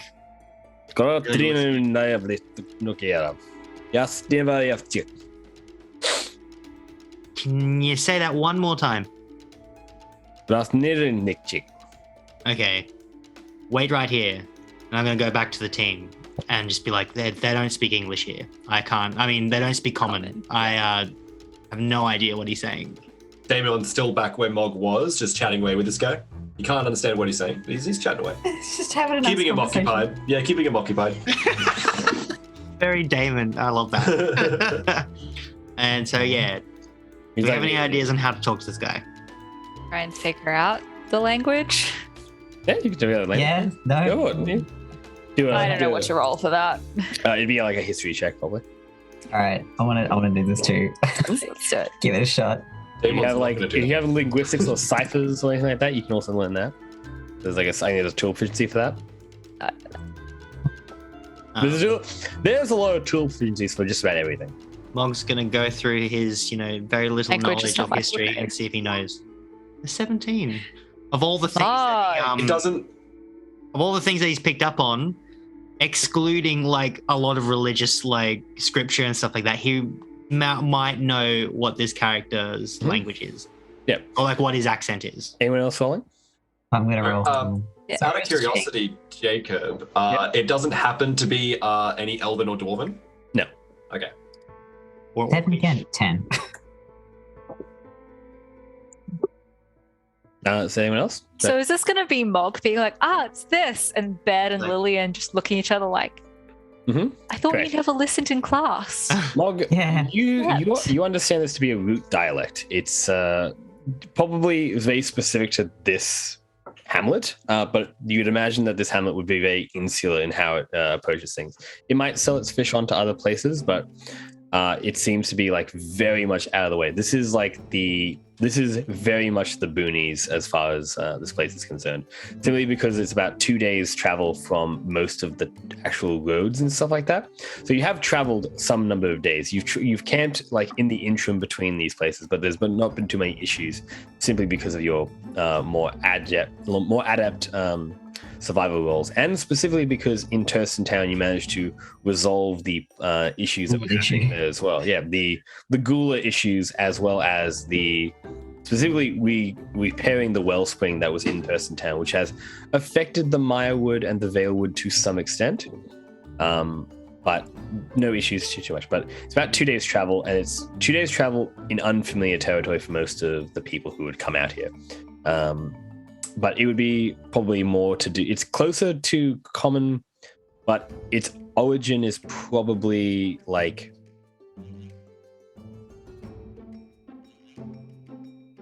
I would say like Draconic, probably. Like its root dialect. Like in this narrative, the root dialect is Draconic. Dragons taught people how to speak. And then they taught like elves how to speak first. They taught dwarves how to speak after that. They taught humans how to speak. But it was very much like a cauldron of knowledge and wisdom. But dragons became too powerful. They tried to become gods, and they were killed by the gods. So it's a bit of a mood. In any case, Nice. you know it to be like a little bit more to do with dragon. But I do not believe you speak dragon per se. Yes. Has it got a name? Like, is there like for some reason, like Mog wouldn't remember anything, but he remembers this very specific term, like the very specific name for this kind of dialect. It could be something like. Yeah. Do you have a name? Do you have a good name in mind? I got a name in mind. I was thinking something silly like Draconis, like communist, like something or other. Common draconic. Like Draconis anterior. Something like that, because Mog would link this to pictures. Like in one of his books, he's like, "This character is really cool. I only like this character, and he speaks this language." Yeah, Draconis anterior is a perfectly fine like moniker. It's probably better than my name I had for it, but yeah, Draconis anterior. Yeah. Well, I'm going to repeat this all to everyone and be like, "Yeah, he speaks like Draconicus anterior." Yeah, and so I cannot understand him for the life of me. I don't speak any Draconic. It is Neither not do I. one of the ones I am familiar with. Huh. All right, well. Bad. Do you know what your familiar might converse in? Familiar spirits often have a wide range of languages they can speak through. Let me ask if she's willing to help. Wait. I know you're around. She you know exactly where she is at all times. She appears. She's around. She appears on Damon's head. Just like, She's like sitting down. On She's got a Damon's head while Damon's talking to the. Yeah. little- And Damon doesn't notice it either. yeah. He's just still chatting away in nonsense talk. and she's like looking back to you like, what? Mog is really disgusted. He's like, Yeah. and is like, just kind of like, It's just, does that little like, do you speak any forms of Draconic? Yes. Would you be able to help us translate, please?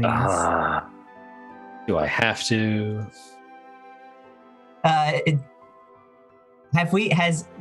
During this time, has Baird discovered foods that has Baird observed the foods that she enjoys eating? Berries, honey, and blood. Fantastic. Breakfast of Champions. very specific. 10 out of 10. Mhm. Sounds like a Baird nice- will. She has stabbed at least one of you during the night and drained a little bit of your blood. And it's like, Yeah, delicious. guess who? Who? Yeah, who could it be? Please don't be. Please don't be Mog. Mog's It's, like, it's definitely one of you. Who knows? You wake up with a little mosquito bite. You're like, ow. Yeah, it feels like a mosquito bite. Baird reaches into his pocket and pulls out a handful of raspberries or blueberries or something and just goes, please. You bought blueberries on this adventure. Oh, Well, you don't eat anything else, and the less blood you drink, the safer I feel. Concern. What now? I honestly like This no one. conversation, nobody else is there. Sash, unfazed. Yeah. Okay. Part oh, of the very day. phased, very like, ugh. Blueberries. Yeah. And I will It's help. never much. She stands up on the head and on Damon's head and he wants to know why you're here and what you want. Fantastic. We're here because we're going into the Barrow Marsh to clean it up, and we want to know if he or anyone in town can help us with navigating and traversing the Barrow Marsh. Squidame doyakele. And he's kind of like they chat and he looks very perplexed for a sec, but it's like She speaks my language. game squid, yeah. And speaks in return, and they kind of converse for a bit. It's like they don't like outsiders. They think you're weird and that you should go. We'll be going once. We just want to know. We're going into the Barrow Marsh.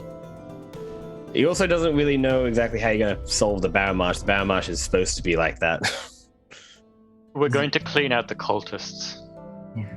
Squindoy, he refers to it as he doesn't know of any cultists, but he's happy to. If you got coin, he'll happily trade, or he'll trade more than he wants to coin. I think he seems to be much more to do with fish than he is anything else. So, Oh, did we keep that ugly bucket of fish that you kept, Damon? apparently he's collecting books.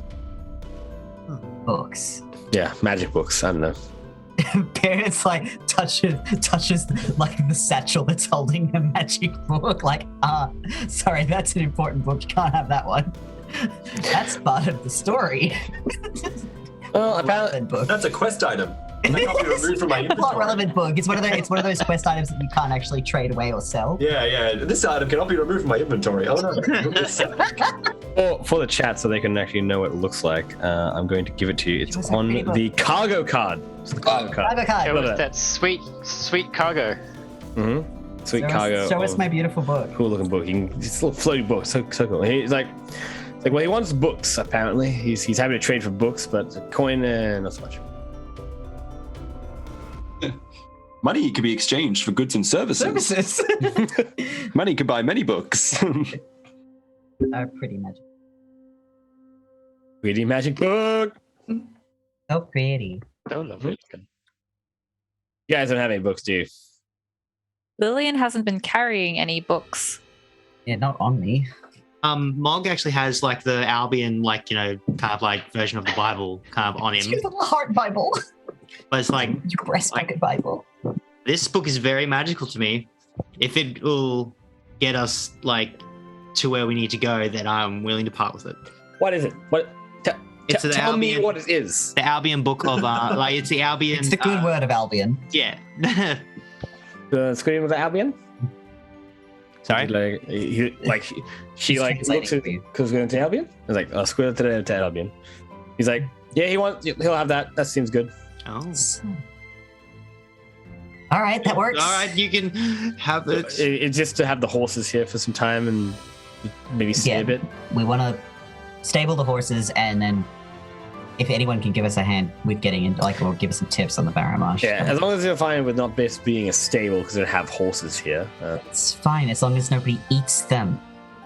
They're fine with that, but they can't. They're you may have to be roughing it. You have to camp out, but yeah, they can stay with the horses here for a bit.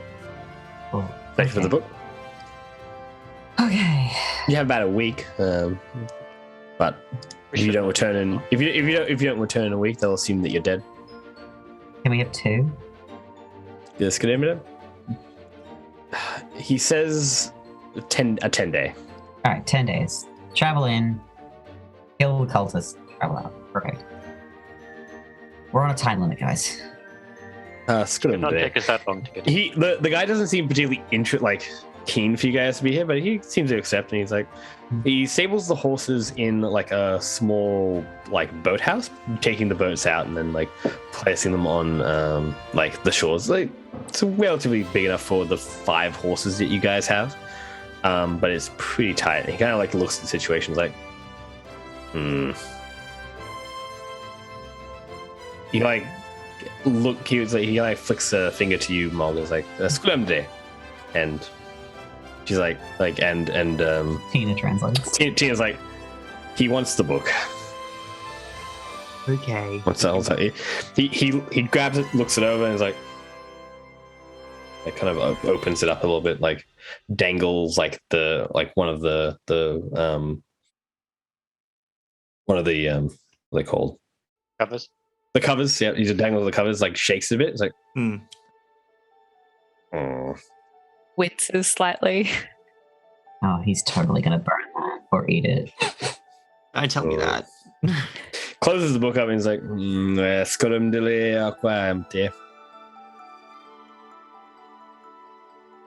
look at Tina. He's concerned he doesn't have enough room for the horses here. That's going to be a pain in the ass. I'm not sure if this book is enough. Do you have anything else you can offer him? Pulls out like the 10 gold that he's got in his pocket and just drops them in the guy's hands. He's just Yeah, it's going into there. He's like, he accepts. thank you, Tina. She turns invisible again. Baird holds his hand up and has like, I think they have 10 blueberries in total. So there's like 2 blueberries on their hand, just like. Yeah, they like you feel her like.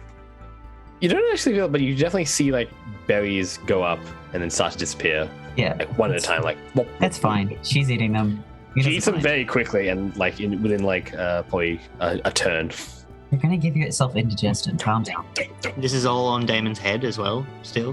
Because Baird was holding them in his hand, so she's. And Damon's looking in the opposite direction, still chatting away with Olme, and doesn't even notice any of this interaction. Yeah. And yeah, you got your horses stabled? Stabled. Yep. And you guys probably have. Yeah. And you guys probably will camp here for the evening as you see like other members of the town start to kind of emerge. There is a single like deep set tavern that seems to be kind of like stuck in the mud. It's like a hobbit hole, but muddy. Gross. Yucky. Super gross. It's basically just like a mud shack with like a hard roof and like actual floors, but most of it's like mud and silt and like root systems that seem to be kind of in it. But it's a place to sleep. It has food and alcohol, which is kind of like a hearty like breadish beer. Like it's a hearty beer. And you are not going to find a lot of food here, but there is fish. Definitely a lot of fish. Fish is food. Fish is a lot of fish. It's delicious fish. They As cook they fish. sit down, Asaj just uses the good berry spell as well. Mm-hmm. So just tick off that. Good berry is a nice handy one. Up to 10 berries, probably about the size of like berries. Appear in Sasha's hand and he just offers them around to the party. One will keep you full for about a day. Pops one in his mouth. Yep, easy done. And with that, basically, I will leave you guys there for when you enter into the tavern. We'll have a quick 15-minute break. For all of you lovely people in the stream and the chat and all that kind of jazz, thank you so much for being here. But we'll be back in just a few minutes and get back into what happens next. See you after the break. Stick around. Break time. It's also ad break time. Oh my god, ad break time. Ad break time. All right, wave it out, team, and we'll let our producer know that it's time.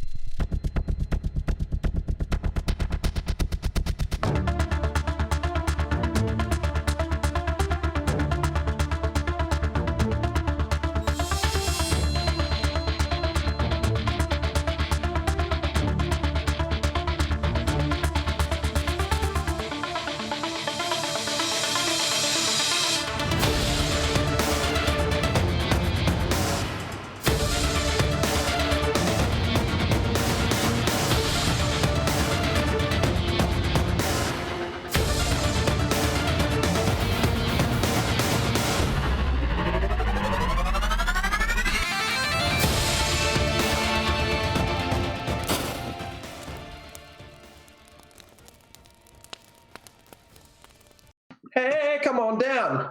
Just lie on the ground. Stop shooting spells at us, because that makes us shoot pus. And I look down at my pussy wounds. Oh god. Stop that.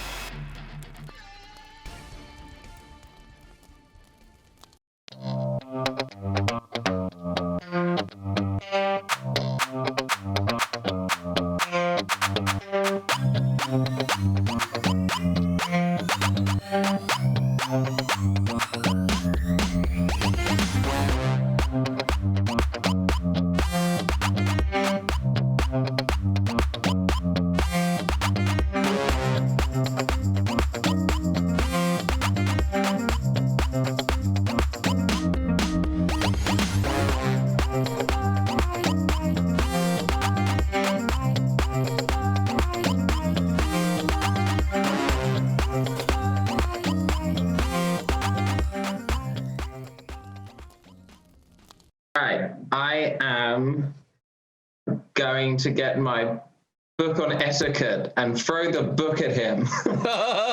Okay. Improvised weapon. Improvised weapon. Roll a d20 for hit. Can I Wait, make it what? stick? You have a bow. Why are you going to throw a book of But I love the poetic irony. This is the kind of player I am. Okay, so you throw this book, right? And in a glorious grindhouse sort of fashion, in what feels like slow motion, it goes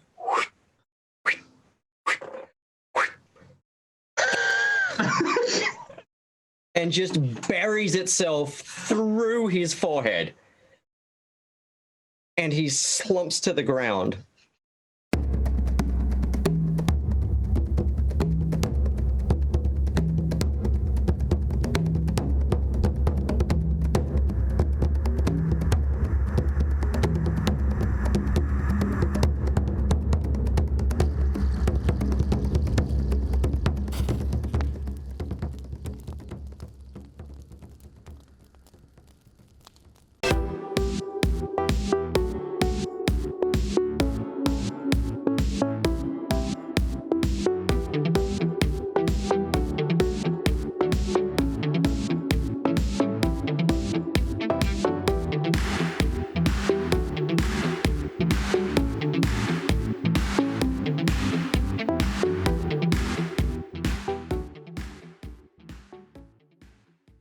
Should we try to get her out of here? Are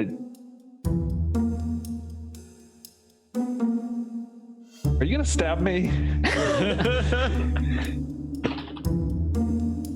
Yes.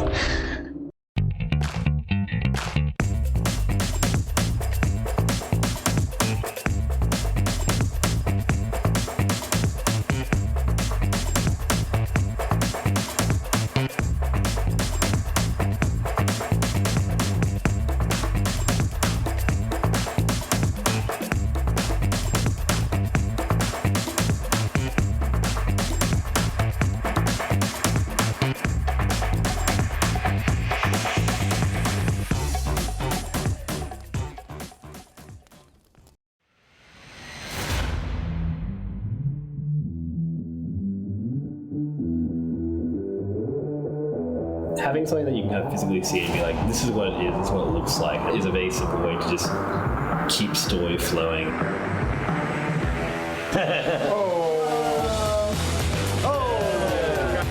It's another tool to communicate to the players what's happening.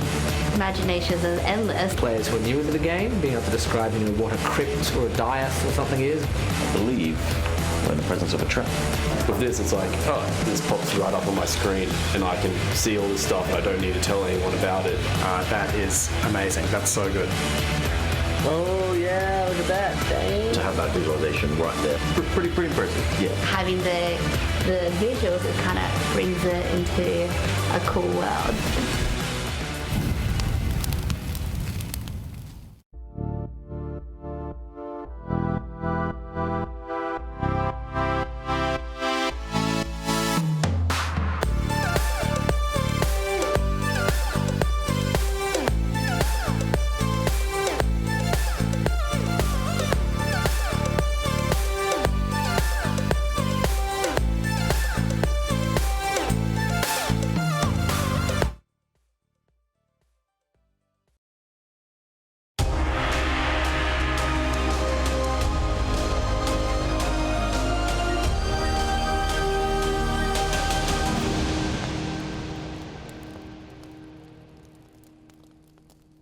Do me a quick con save. Oh no. No, it's the disease! Ah! I don't want it. You're all gonna die. Papa say you gotta get it. Oh god. Papa say you gotta get it.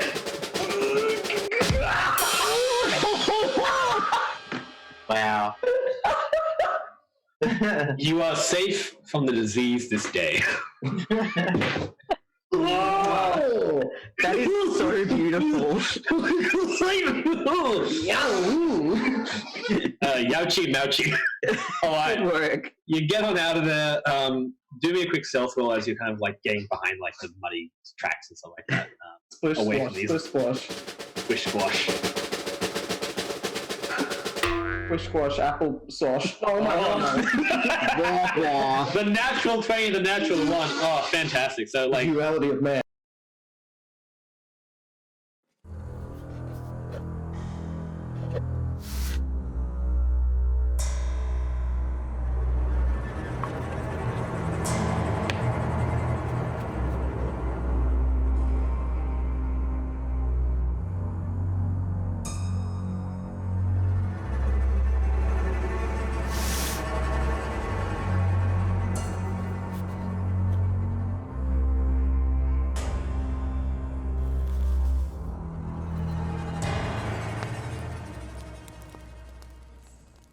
Yeah, okay. Oh, cute! No, it's going to be destroyed. You see the goose in front of you. It is larger than a normal goose. It is holding a soul and a book in its beak. Its eyes are glowing red. Got attacked by a goose. The nameless goose, who is actually named Humphrey. I would like to create a love honk from afar that calls to Humphrey's heart and soul, pull him away so that we can enter the hut unfettered. I will find him later and kill him and take his entire skin and wear his beak as earrings. Okay, roll me a deception check.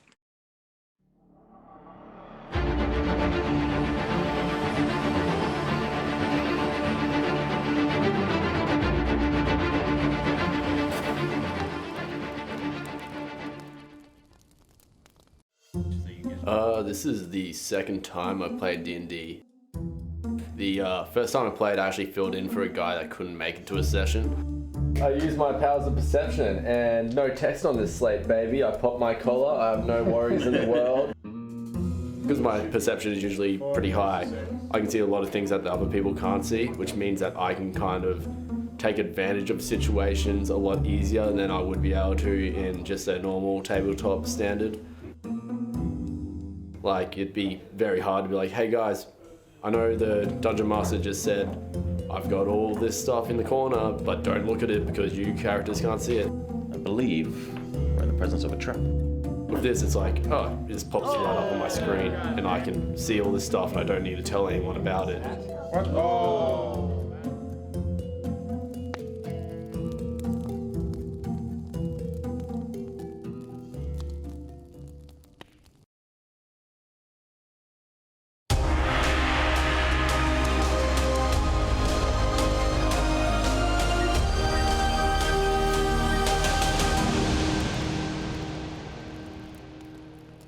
I wish I had my some music so I could be like, ooh, spooky noises. But you can imagine the spooky noise like, ooh, it's just so spooky. Very spooky. The sounds. 3 spoopy, 5 me. Oh yes, we'll go get you. Please no, please don't make atmosphere. I'm doing my Hubert, no.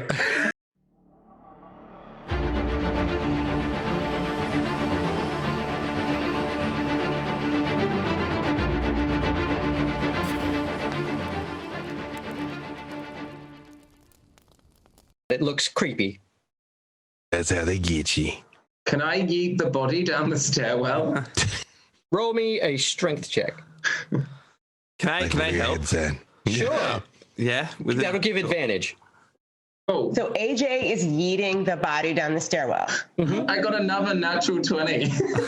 Yay. Okay, so yeah, you grab it by an ankle and shuck it down the stairs, and you just hear a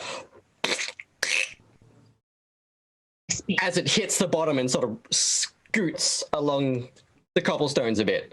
Nothing else happens, except it's a bit red down there now. You might want to watch your step. I was kind of hoping something would try and attack it, like we'd avoid a trap. But no, I'm just weird. That's just weird. Yeah, I think Bag of Emeralds is like standing there and kind of looks over to Poe. So but why did we do that?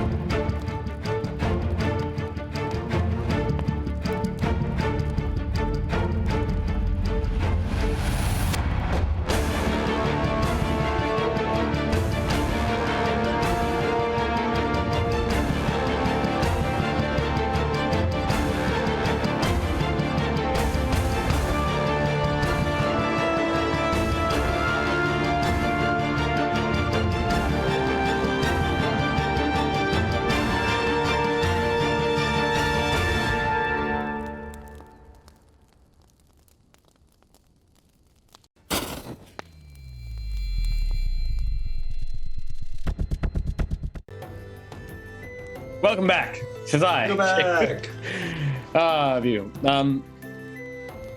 let's jump back into it. So our party had just arrived at the lovely town of Fisher's Rest in the Namina, and they've arrived at. I don't think even this tavern is going to be named. It's just like insert tavern name here. It's a place where you can get food, basically, to rest down for the night before they head into the Barrow Marsh. Yep. Let's do it. Let's do it. Yeah. Nap time. Do it. You know what? Everyone speaks this weird dialect. They all seem to be like very like suspicious of you to some degree. But the like gentleman that you kind of met the first time seems to dissuade them. It was like vouching for us. Like kind of talks to you all, and you kind of pass by the night. The fish, by the way, is delicious. Just in case any of you decide to take the fish, it looks very good. It looks like a herby, like nice lemon zested fish. Nom nom nom. Maybe those magic berries that Asaj made for later. They only last 24 hours. God damn it. Well, I'll eat it tomorrow. And I want to eat all this fish. God damn it, Asaj, what have you done? I'm eating that berry tomorrow. I would have eaten the berry, but then also been like, I'll just have a bit of fish, but then like just in case, I've already had food. Well, I could do a little fish fry about now. Little like salmon. It's like dessert stomach for fish. No, I mean, like fun facts. Actually, pescatarian in real life, so fish is love. Fish is life. Fish is delightful. Like fish. Fish. I mean, I'm not hungry. Whatever. I'm so hungry for fish now. I'm just seeing that like really nice, well-cooked fish. The Australians love fish, by the way. In case there's any Americans here, fish. It's good. I mean, Eastern Seaboard, like fish. Seaboard, fish. Anywho, but they have a delicious array of fish here, varying delightful delicacies. But it's pretty reasonably cooked. It's not like anything complicated. It's just like cook fish, good cook. The cook itself, I'll quickly do a roll for, and you can actually tell how good the actual fish is. Cool.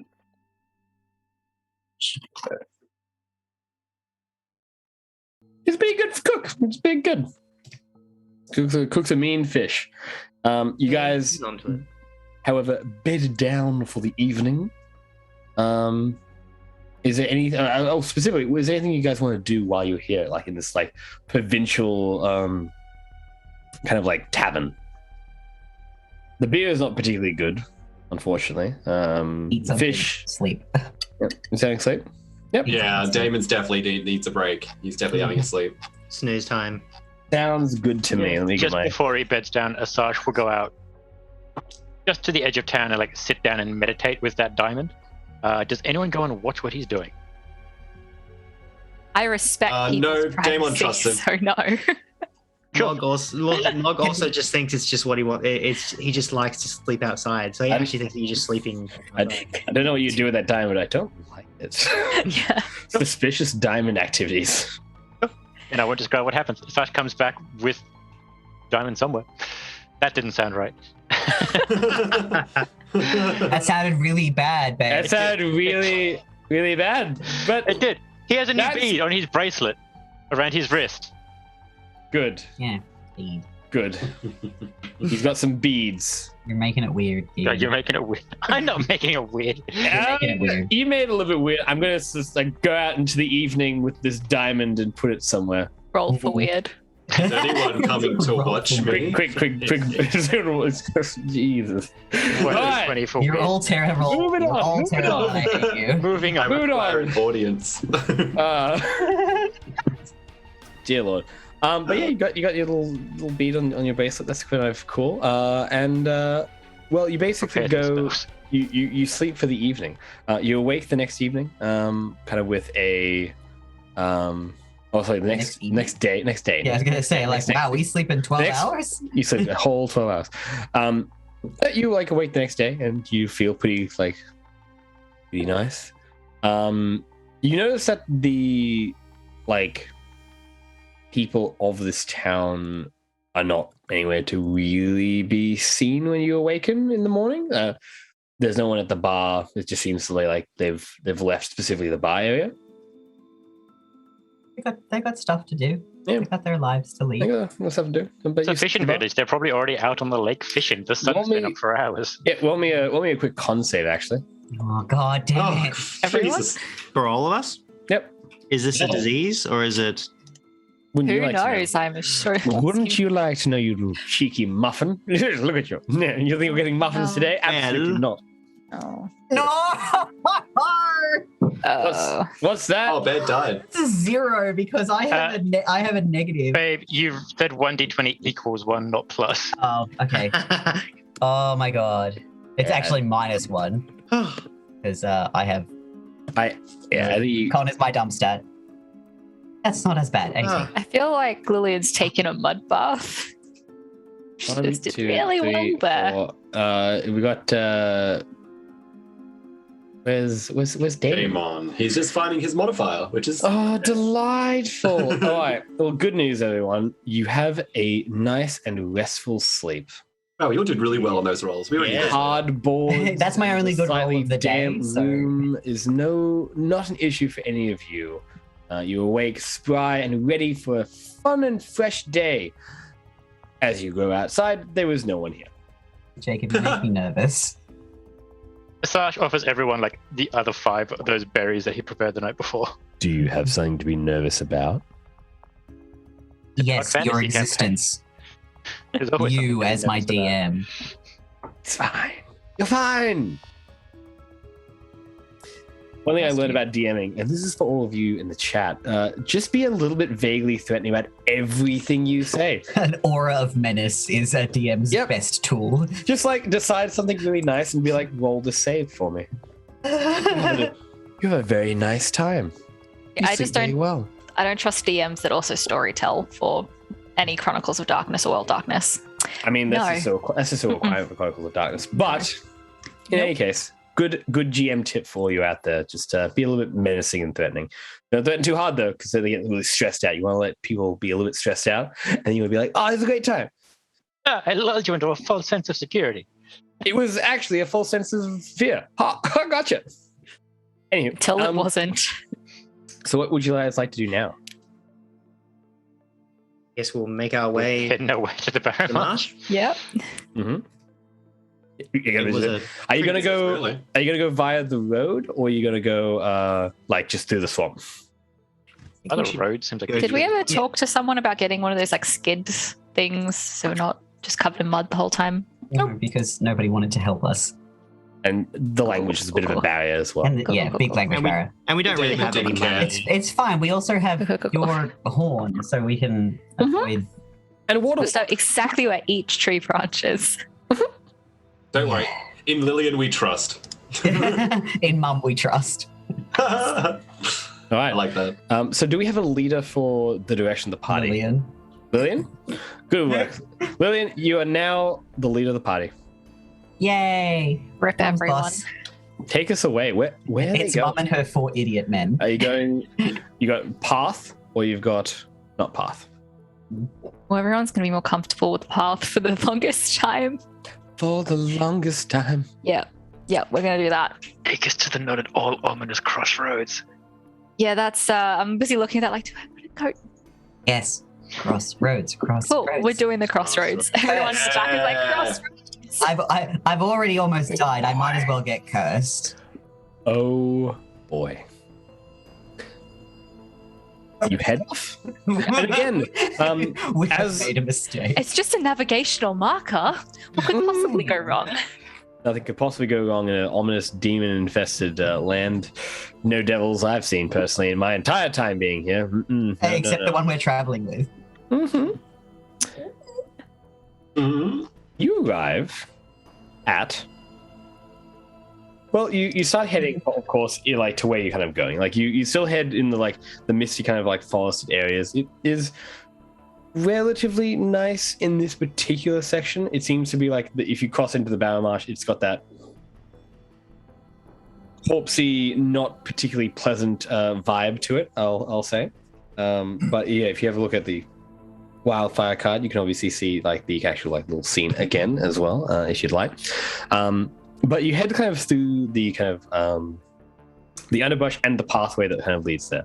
The pathway seems to be well maintained to some degree. It is obviously quite the beaten road at this point, but it was paved properly at least once in its lifetime and made as a proper way to get to and from Fisher's Rest, you suppose? So it's just all the pathways around Frankston. Exactly. Nailed it. And you head and eventually come to the crossroads. The scene at the crossroads is a little peculiar. What you do see here, if you have a look at the Guardian's card, little Guardian's card there, you see that there are some familiar-looking obelisks, actually. These are at each point of the intersection, and they all kind of just hover there relatively placidly. Oh no. No, thank you. Have we seen one of these obelisks before? Yep. They're the same ones that were in that evil. Absolutable. We destroyed these last time. Mog's just slowly raising his maw. It's guys, I'm feeling like we should really destroy these things. I'm feeling like doing that will also alert our presence to whoever is out there. We could destroy it on the way back. Have you seen these things before? Yeah, under the bastion, where we last saw the cultists. But these things could also be empowering the creatures in the area. True. I think Mog's right. I say we should destroy it. Can I roll survival just to see if the area around it is being naturally normal or being strangely Can affected? I roll an Arcana for the same thing? You can. I think I'd like to... Can I take 10 minutes to ritually cast Detect Magic? You may, yes. These are all options that you can do. So we'll go from the bottom to the top. You go with Lillian. What do you see? What do you Elfire see? What do you get? 10. With a 10?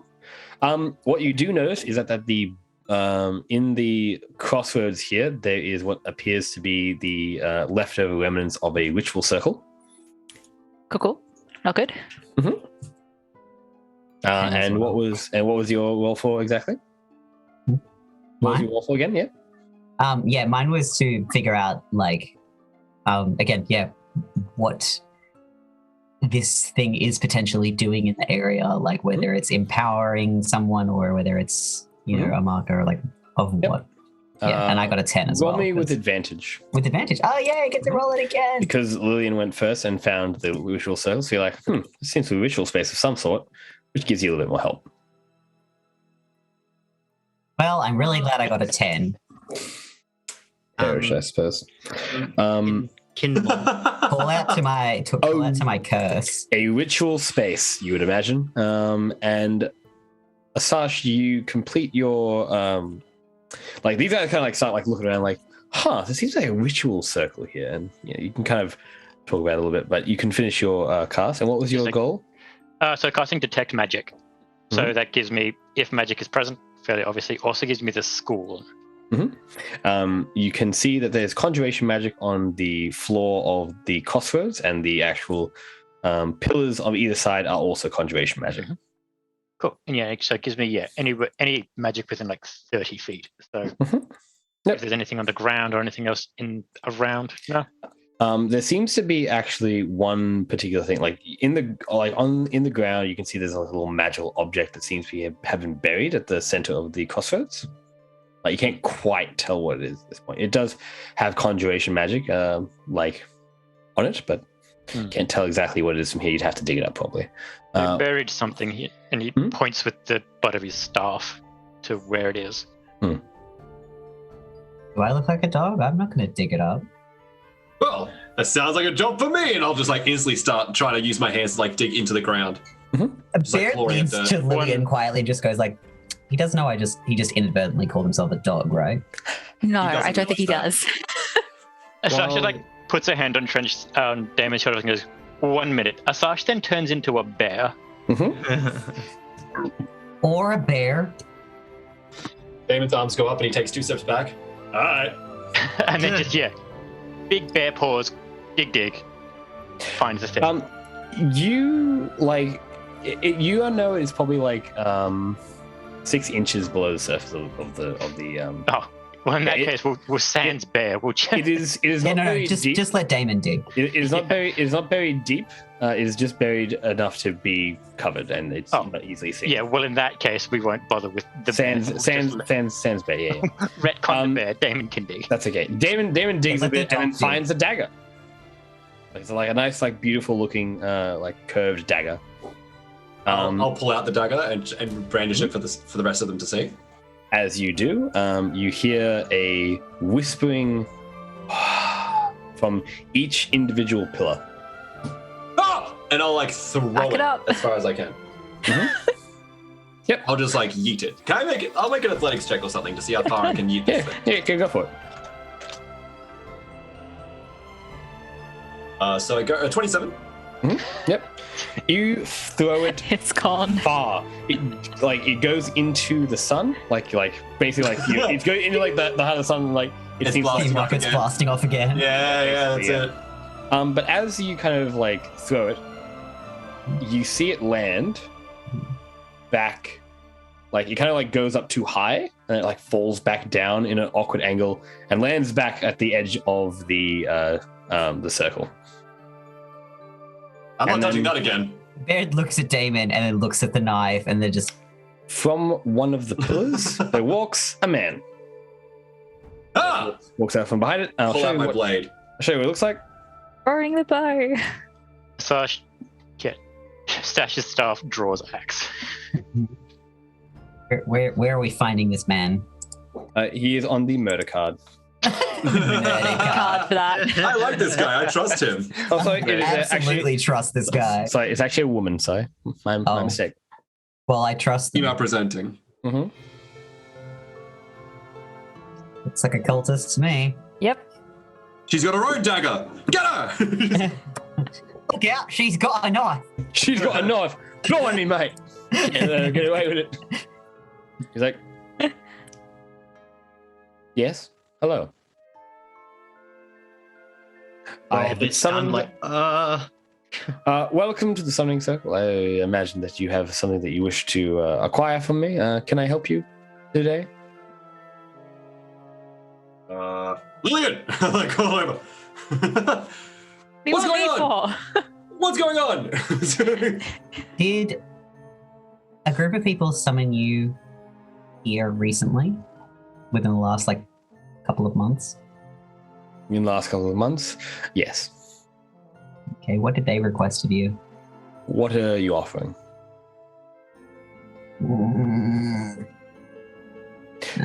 She takes a decided look at Lillian. Kind of like looks you up and down just a little bit, but like looks back to bed. What is your preferred trade? You trade goods, money, services. Souls usually. Yeah. Looks at Lillian, looks at self like but we have souls, but at the same time, it's kind of funny. Yeah, souls are usually the one I tend to go for. I can give you a service package if you'd like. There are many options for that sort of thing. That'll be good. 5 easy payments of a third of our souls. I have a third of your life, more like it. Yeah, well, it's a lump sum payment of your soul, but in return, you would receive quite a great deal of my time and service. Well, I don't want to give away any of my soul. Ben, how much of your soul do you have left? Am I to understand that you have only merely stumbled upon this particular... That would be correct. No, Asash, but... yes, I guess that's correct. We're not here to summon her. It happened by accident. Well, it happened on purpose, but I mean, your point was accidental, so that is fair. Well, there are many different kind of services that I can offer. Considering that I am a, greater devil, it does give you a particular. I can give you the list if you'd like. Greater dev. Yes. Block your ears. You say Mog? Sorry, what did you say? Yeah, Mog, block your ears. Block your ears. Like what? Well, this is. Athos just looks around to try and gauge roughly how long these stones may have actually been here. Mm-hmm. Absolutely. What kind of roll would you like for that? I would like a history roll with stone cutting if you have it, if you're a dwarf. I don't Very think clearly not a I don't dwarf. think I'm a dwarf. I feel like you got to shout out to the dwarves. They got a raw deal with that stone cutting, you know? never comes up, but this would have come up. 17. 17? You believe that these stones have been here for at least 300 years, but not any longer, you'd imagine. I suspect these stones may have been here longer than the cultist problem we're looking into. Oh. These may not be related. Hey, That's a problem then. Biker Dwarf gets in the chat. Shout out to Biker Dwarf. Hey! Shout out Biker Dwarf. Big shout out to Biker Dwarf. I think. Thanks, Bo. Well, I think we should kill them. What do you think, Mog? I think that is above your pay grade. What, Damon? I think we should kill them. We're gonna kill the cultists. That's definitely going to happen. I'm good. I'm good. We should just do it now. Ooh, Not the same. She pulls out like a little journal and like writes a little note in it. It's like, this is very good news to hear. You don't like the cultists? Are you not a message. cultist? No. You look like a cultist. I was merely taking the last form of who wanted to meet with me. So you come in different forms? Yes, I'm a shapeshifter. I'm a devil. Go on, prove it. Guys, shut up. Oh. Okay. And she turns herself into a different form. Is this one on the murder card? this is on the exposed card. No, I don't want them to. No. That's not what Damon signed up for. All right, guys, you just get out your exposed card. As you like. And it's like transformed into like a. Well, you can all look at the exposed card. You'll be able to see. Thanks. Baird goes visibly pale. Just like, again, goes from that beautiful like royal purple to like pale lavender. Just like. Can all of you stop talking to her, please? Okay, I'm gonna put my blade away and walk away from bed. You said you had a vested interest to do with the cultists, and they were also the last people who interacted with you, hence you took their form. Hence I took their souls, hence they owe me their souls. If they die, I receive their souls. Well, good for me. We can give you quicker access to their souls if you tell us why they summoned you. Again, this was where we come to the crossroads, if you'll forgive my pun, in which I need something from you to give you a service. I don't work for free, hun, and honestly, neither should you. I work for free. I call from like good 5 meters back. Damon, shut up. Shut up for free. Well, okay. I would like to just discuss the terms of your contract then. Do you often have a hand in the expedient return of a soul to yourself, or do you just are you happy to just wait until we die naturally? Well, as natural. Die naturally. I mean, whatever's natural for a hero to die. You know, I mean that's the thing with cultists as well. That's why they're such great deals. Though they're very naughty cultists, and I'm sure you're going to want to know why. Do tell us why. Well, we need to give her a soul before she's going to tell us why. Soul. Now you're learning. You act quick. Oh man, you're some of the actual quickest I've seen on this particular like deal making thing.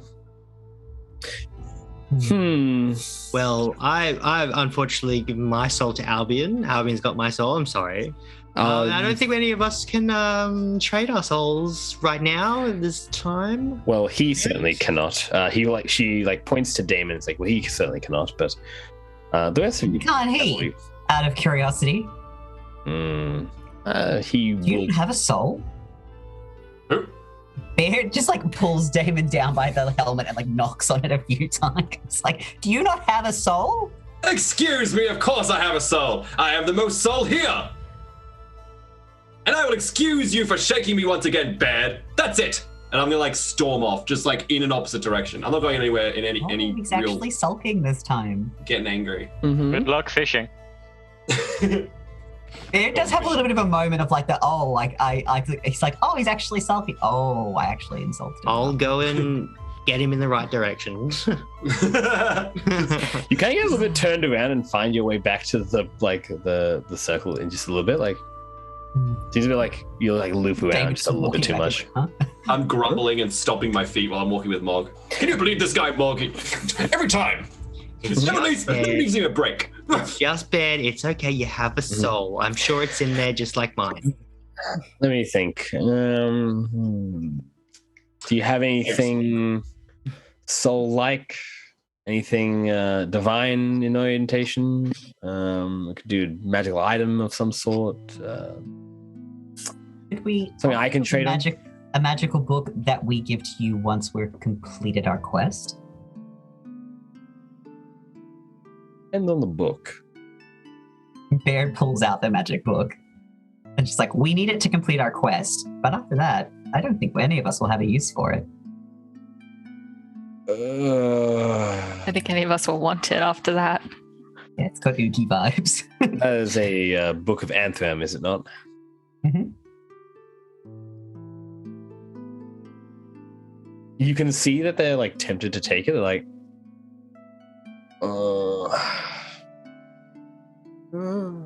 Plus, you'll be getting your cultist much sooner than planned. Sure. We could do a deal for that. Yeah. A deal for that. All right. So, what are the terms? I receive the book, and you receive. We would like to know what the cultist asked for. Mm-hmm. When you saw them last. I'm trying to like take your time. I have all the time in the world. I guess any information really. That well, yeah, like anything. No, it needs to be more specific. It's like give her direction. I would have expected you to be a little bit better at that naturally, right? And she like is talking to Lillian specifically at this one. She's just calling out your ancestry there. She's gonna throw a rock at someone. So she goes back to like a more physical like appearance rather than the ghostly form you kind of see her now. Baird immediately relaxes. But it does appear to be like a different shape than the cultist. Yes, that's fine. So when the cultist summoned you, or when you saw them last, what they asked you for in exchange for their souls, and perhaps where in the marsh they are. It is a big place. Their location, and if you're willing to also an idea of how to most easily traverse the marsh. Oh. So you want me to answer some questions is basically the extent. Is there anything else you'd like? Or is that it? It seems like have any questions? It seems like quite a lot of things, to be honest. When will we all die? That's my question. Damon, please. Oh. Please. Unfortunately, I don't have that information, sadly enough. Not a diviner, sadly. But even then, it's hard to divine beings such as yourselves, or divinely intended beings. You know, that whole chestnut is a bit of a difficult one.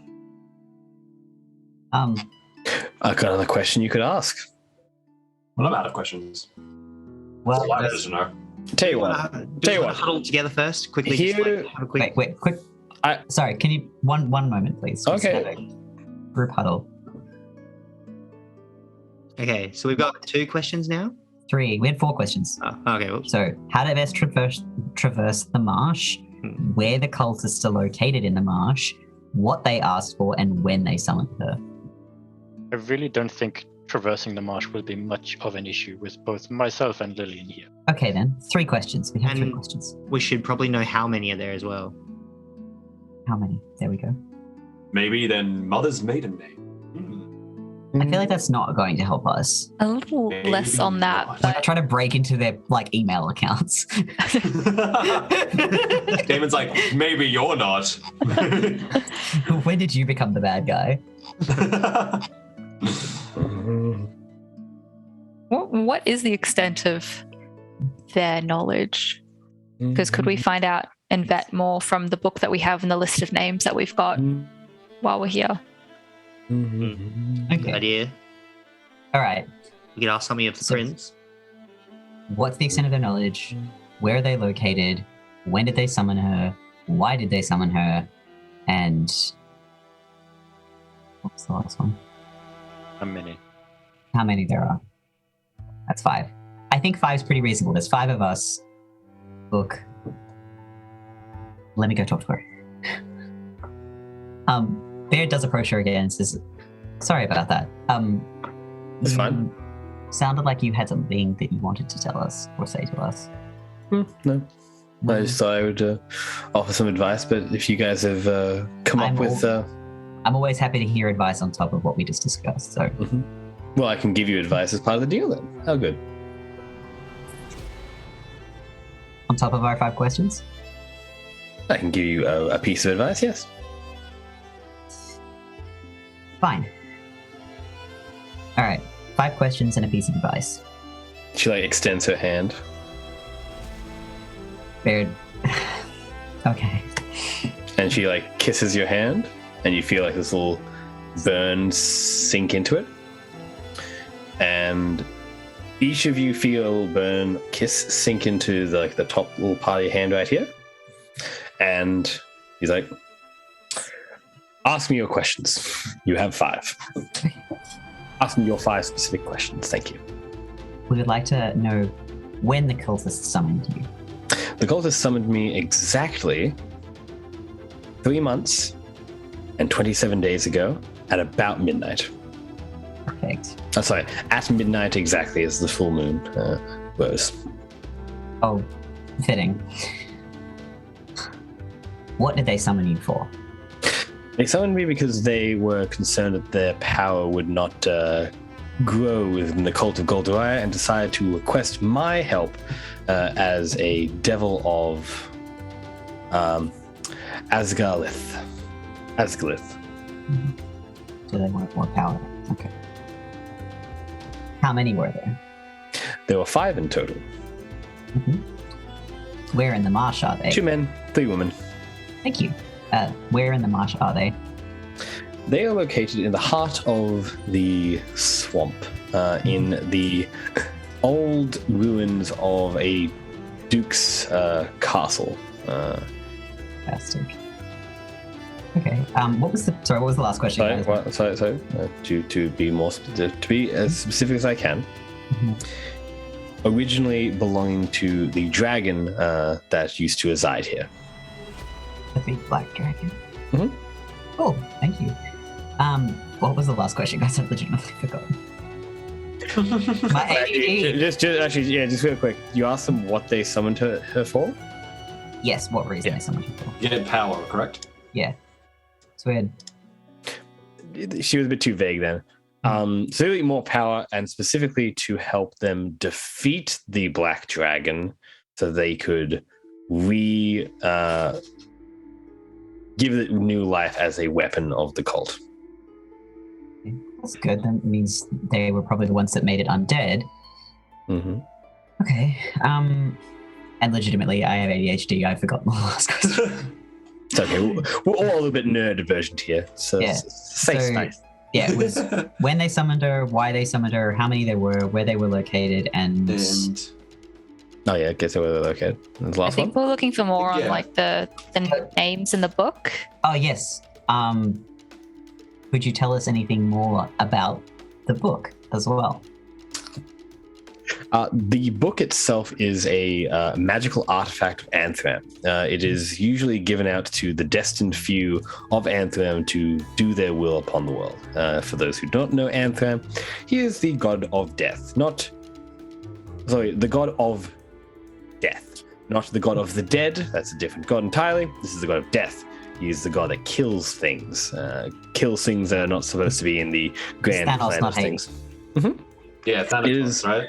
Yeah, yeah, exactly. He is suspected to be a primordial of ancient times, but has moved into a different form, potentially as a god. But it is hard to suggest exactly who and what he is. But he is a very simple tool, as the primordials tend to be, and does a task effectively. The book itself tells of who needs to be slain in wherever general radius that Anthem so decides. The god of death is not the most predictable of individuals, as death itself is not particularly predictable, but has their own system and means of doing things. And so if you possess the book and are not supposed to, the Anthem will come for you, and or death will find you.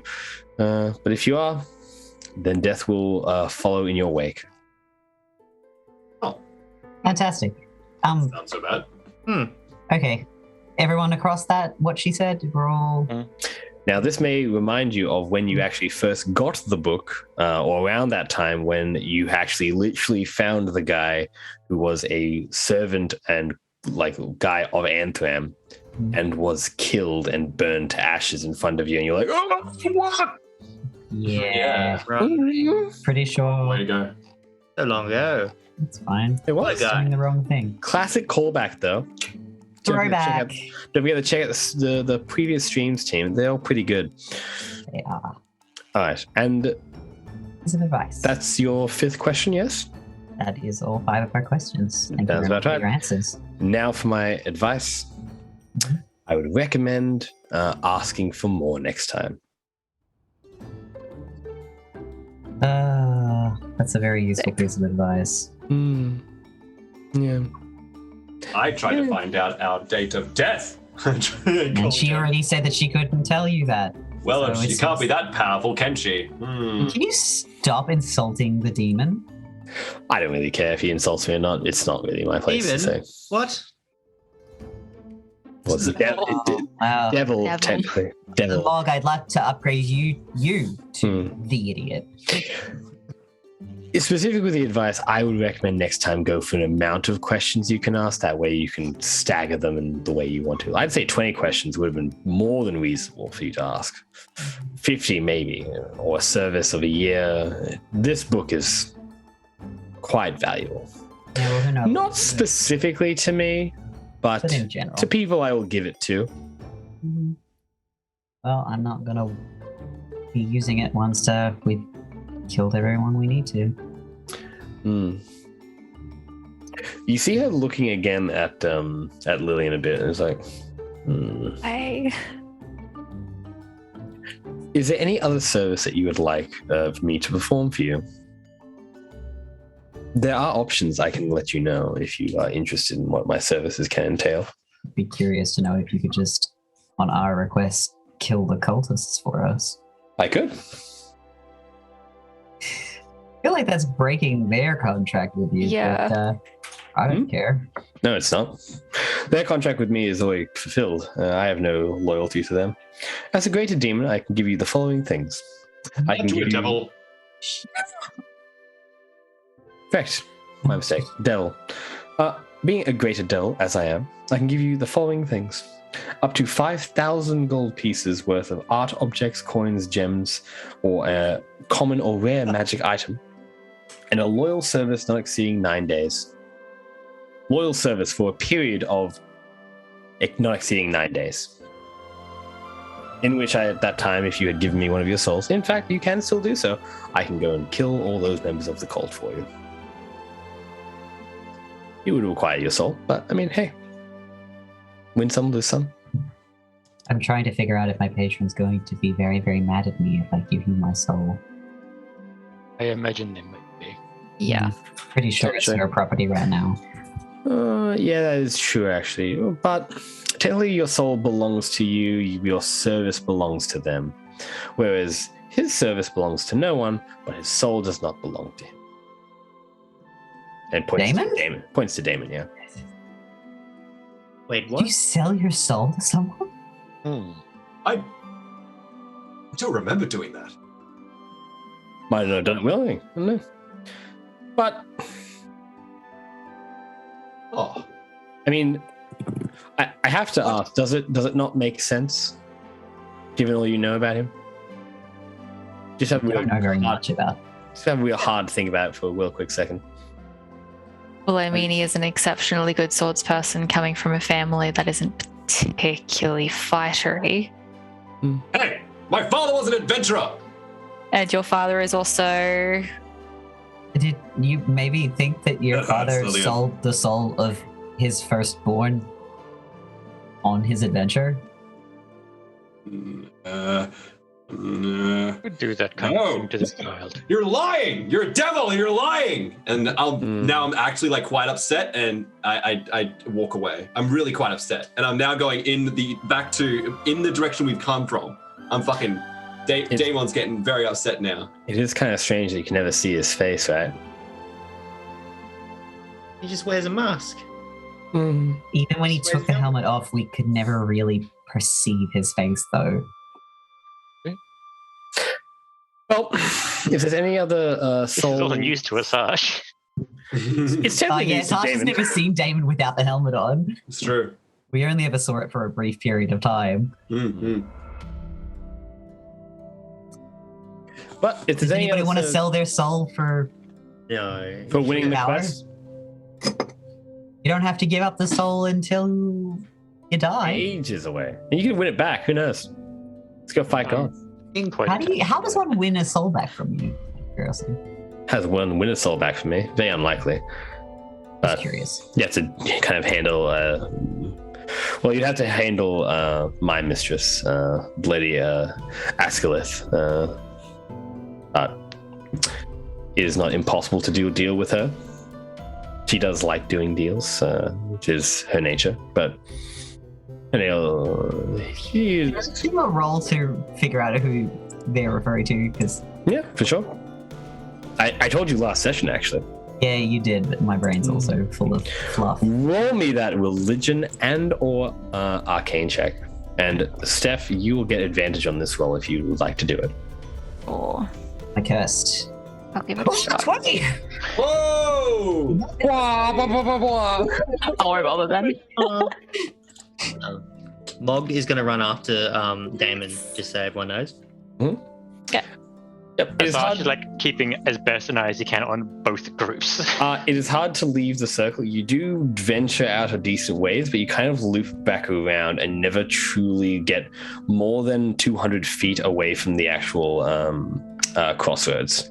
When when Mog catches up with Damon, he's already like sitting down on like a length of log, like some kind of like bump in the land. He's already like sitting down.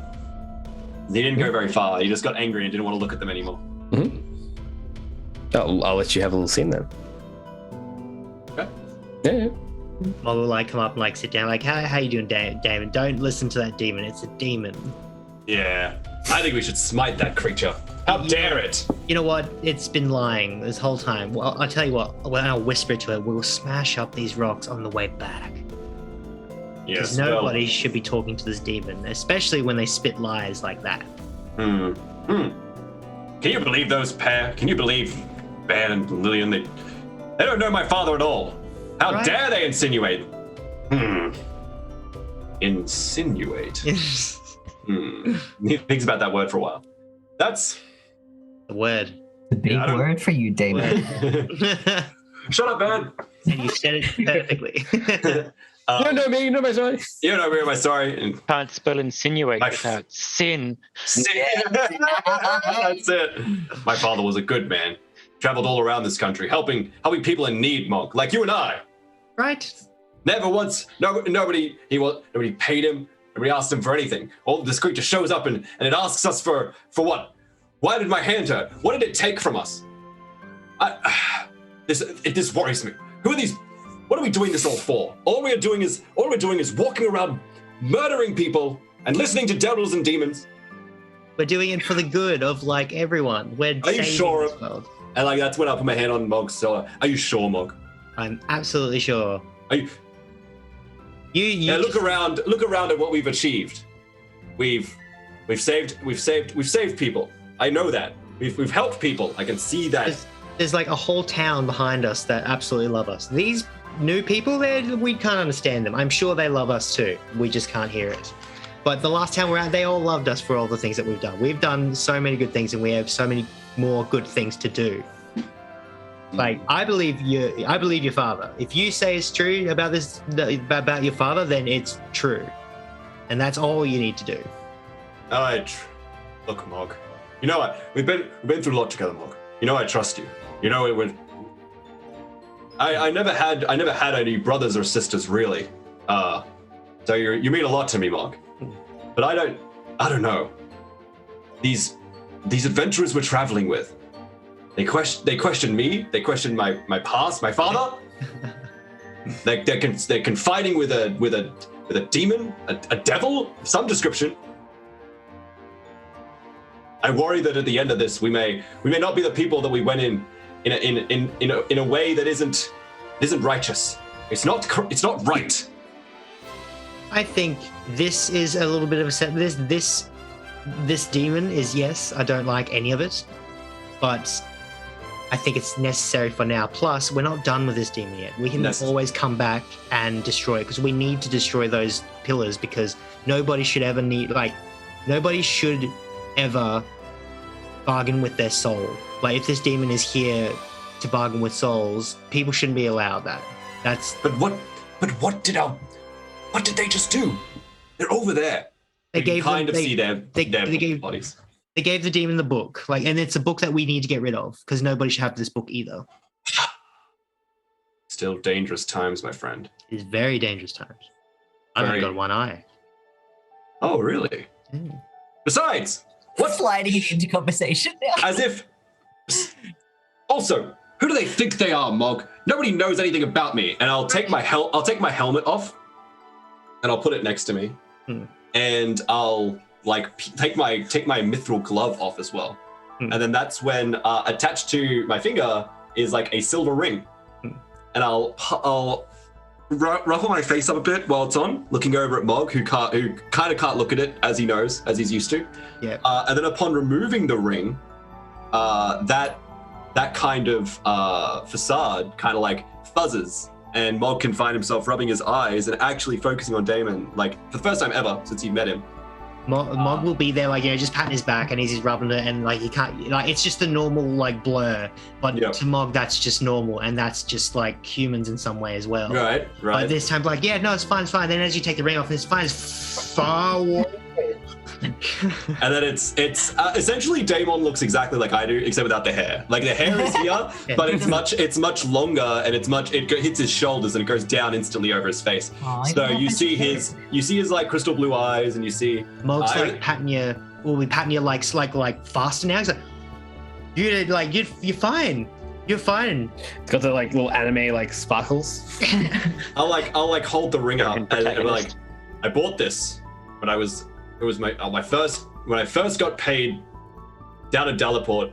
This is the first thing I bought, and my boss said that it would protect me on the streets, and they wouldn't and thugs wouldn't recognize me. And I'll put the ring back on, and the fuzz will return. And now it feels like my friends don't even notice me. We notice you. You notice me, Mog. But look. And in this time, obviously, there's still been some conversation between Baird and Lillian and the devil. There's still conversation happening, so they're still, look at them, convoluted with this creature. If it were up to me, we would walk over there and smite it on the spot. Isn't that what we're all about?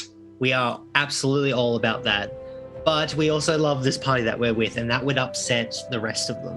We'll have to talk with them after, because we will smite it. Oh boy.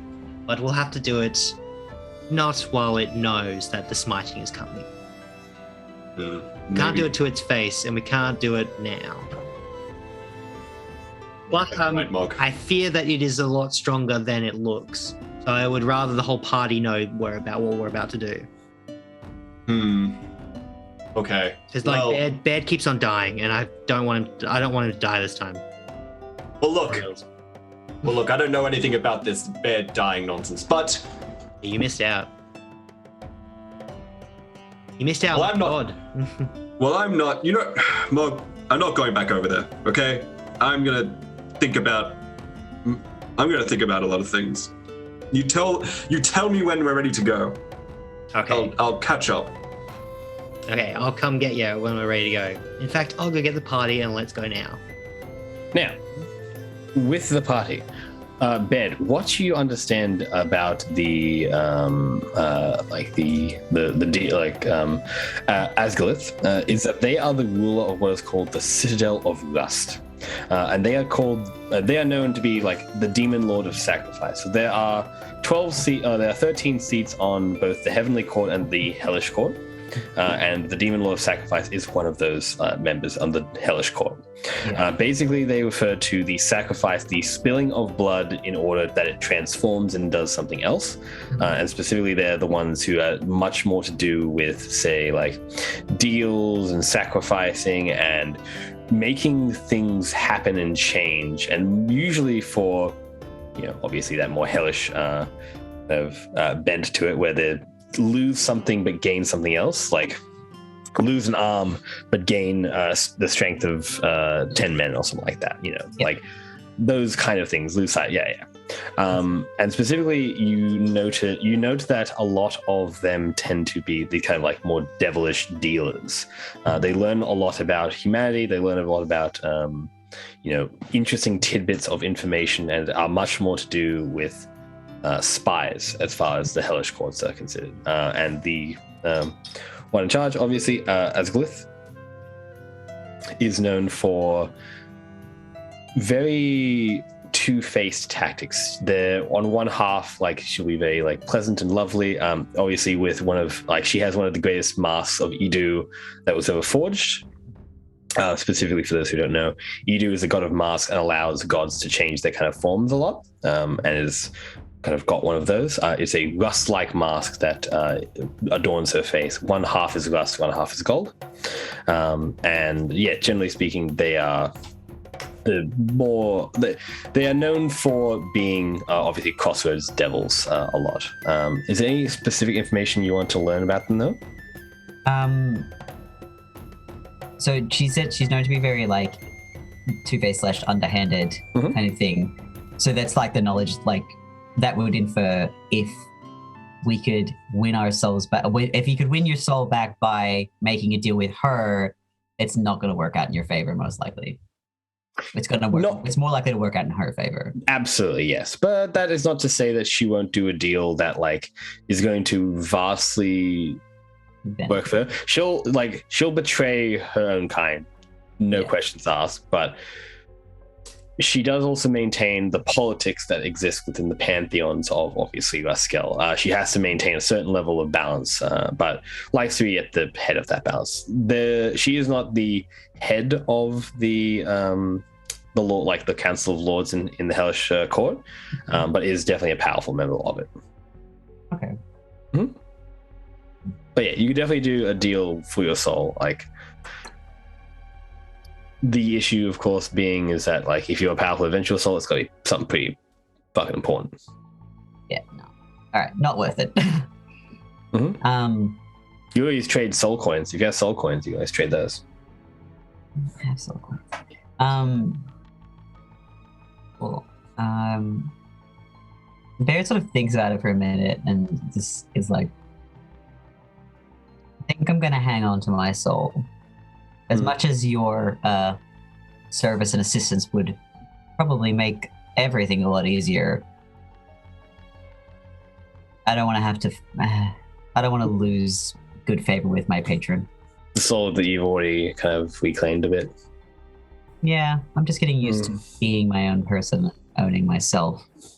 So don't want to owe my soul to someone. Well, it's bold that your patron managed to reclaim your soul at all, honestly.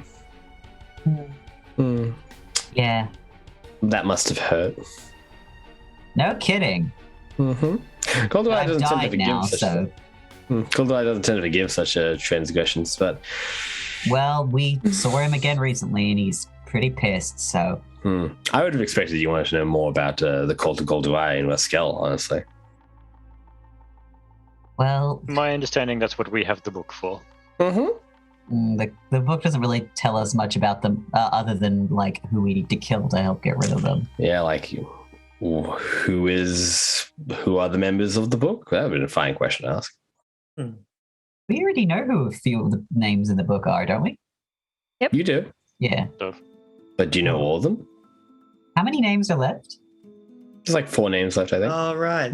I think we know like 3 of them, don't we? There's like Thal. Yeah, there's one that we don't know. Yeah, there's like one we don't know. Who's that? You do have the like. I legitimately can't remember what names are in the book. Yeah. So luckily enough, I can always send you the information that's inside the book. So I can give you the names. None of us are note takers because we rely so heavily on Ardent. Exactly. I'm gonna give it to you again. You can use the little like scrolly thing, and you can see what they are. A screenshot, but I forgot. And you can screenshot on it as well. Wow, what a great app, honestly. Oh, so good. Yeah, I'm gonna let you do that because asking you shall receive. What card? It is on the cargo card as well. It's the one with the book. Yeah. Cargo card. There it is, right at the back. Nailed it. Just asking about Afterpay, mate. Easy. Afterpay your soul. Afterpay your soul. All the cool kids are doing it. Don't you want to be popular? Won't let me see was the just note. Afterpay in general. It won't let me see the note. You need to go across to the open animation. If you use the AR function, also on Ardent Roleplay, you can see it without having to look at the card. Oh, wow. Yeah. How good. But yeah, those are the names inside the book. You like pop it open as you're kind of talking to them, and you have a look at them, and like, Yeah, it was Vilkester's the last one we didn't know. Yeah. We know who the bottom 3 are. And we've already potentially killed. No, Tristan's dead. So we've successfully killed one of them. So oh no, Tristan Hardfast is not dead. No, it was a different. Who was the one? It was Tarvin that we killed. Tarvin, that's right. Yep, and that's in. Tarvin instead. That's in fact. Well, their name has been struck from the book. Yeah. There it's crossed out, which means we know that the guys we hired succeeded. You know who Vilkester Volsteg was? That's the one we don't know who they are. I think there was a mention of it at some point in the last game, but just have to go back and have a look at it, see what it was actually said. In any case, the devil kind of like looks to you all and is like, well, if there's nothing else you want to trade, then I guess that's the end of our tit-a-tat. I'll come back with the book when we're done with it. The book will come to me in some manner. That's so much easier. Oh yeah, look, we don't want to sting you on shipping, you know. Well, also it means I don't have to come back to this place. The Biomarsh, yeah, no. Well, look, hey, I don't it's choose not really where we working go. for my complexion. Yeah. See, again, another service I could have provided for you. Just how good. But then I think you've already kind of passed that one, haven't you? Yeah. Well, if none of you want any more assistance, then I suppose that will be the end of our discussion. Appreciate it.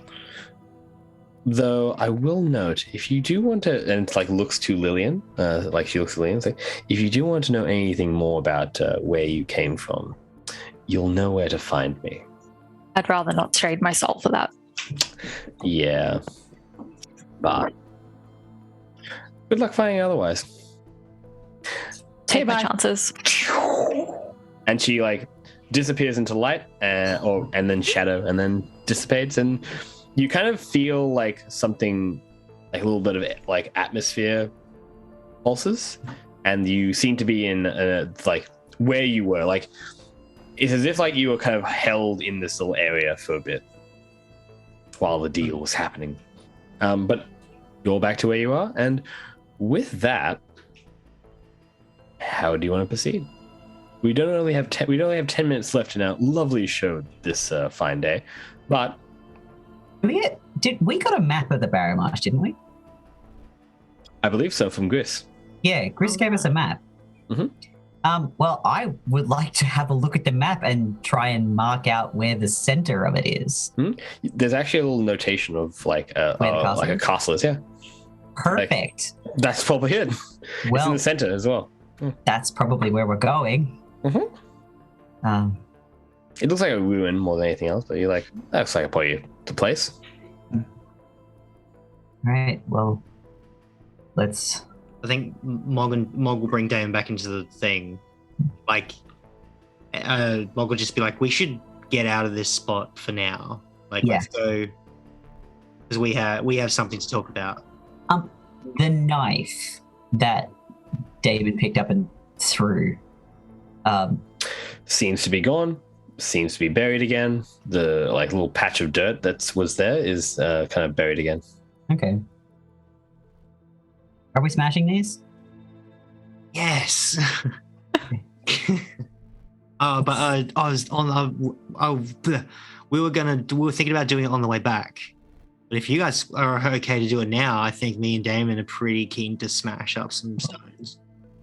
It might give them a heads up that we're on our way, but it could also. But it's likely that it'll also weaken them because we smashed them when we were fighting the last cult, and it did seem to weaken them, if I remember correctly. I do not think the cult installed these stones, though. I think they are of that fiend. I think the stones. We saw the stones under the bastion, though, and the stones are just artifacts of conjuring and manifesting. I'm sure many different people could use them. But right now, the cult is using them, and this demon is using it, and this demon trades with souls, which is evil. Can I double check that the stones are related to the demon, or if it's like an actual because it's a crossroads kind of summoning space? Yep, I'll let you do a roll for that. Give me another religion check. I can make it Arcana. Yeah. Arcana. All right. Tomato. You watch, it's gonna suck. 16, that's not bad. That's bad. You believe that these would be much more to do with the focusing of the crossroads. These seem to have been much more to do with the demon and getting its presence in here more stable, so it can have like these larger conversations, because it's basically a summoning circle for the demon. The demon can't necessarily harm you in the summoning circle, but by that nature, you can't necessarily leave the summoning circle. It really just connects, like the obelisks connect directly to the hellish domains, which is why they're useful in summoning things. They're conjuration for the hellish domain specifically. Yeah. Which, if you had the planar shift spell, you could use to planar shift people to hellish. So yeah, Baird will reiterate that and say people are going to be able to summon her no matter what, because it's a crossroads, and this is where her specialty lies. But it should be less stable here if we take them away. I'm with Asash on this one. We should really do it on the way back, because from what she was saying, it doesn't sound like she's giving the cultists power anymore. They've already got their contracts. So it's not going to affect them in any way, shape, or form. But it's also handing out contracts. Correct? Specifically, you would suggest it allows there not to be a sacrifice per se for summoning them. Yeah. In the opposite way, it would be like sacrifice, because it needs blood basically to keep them alive around.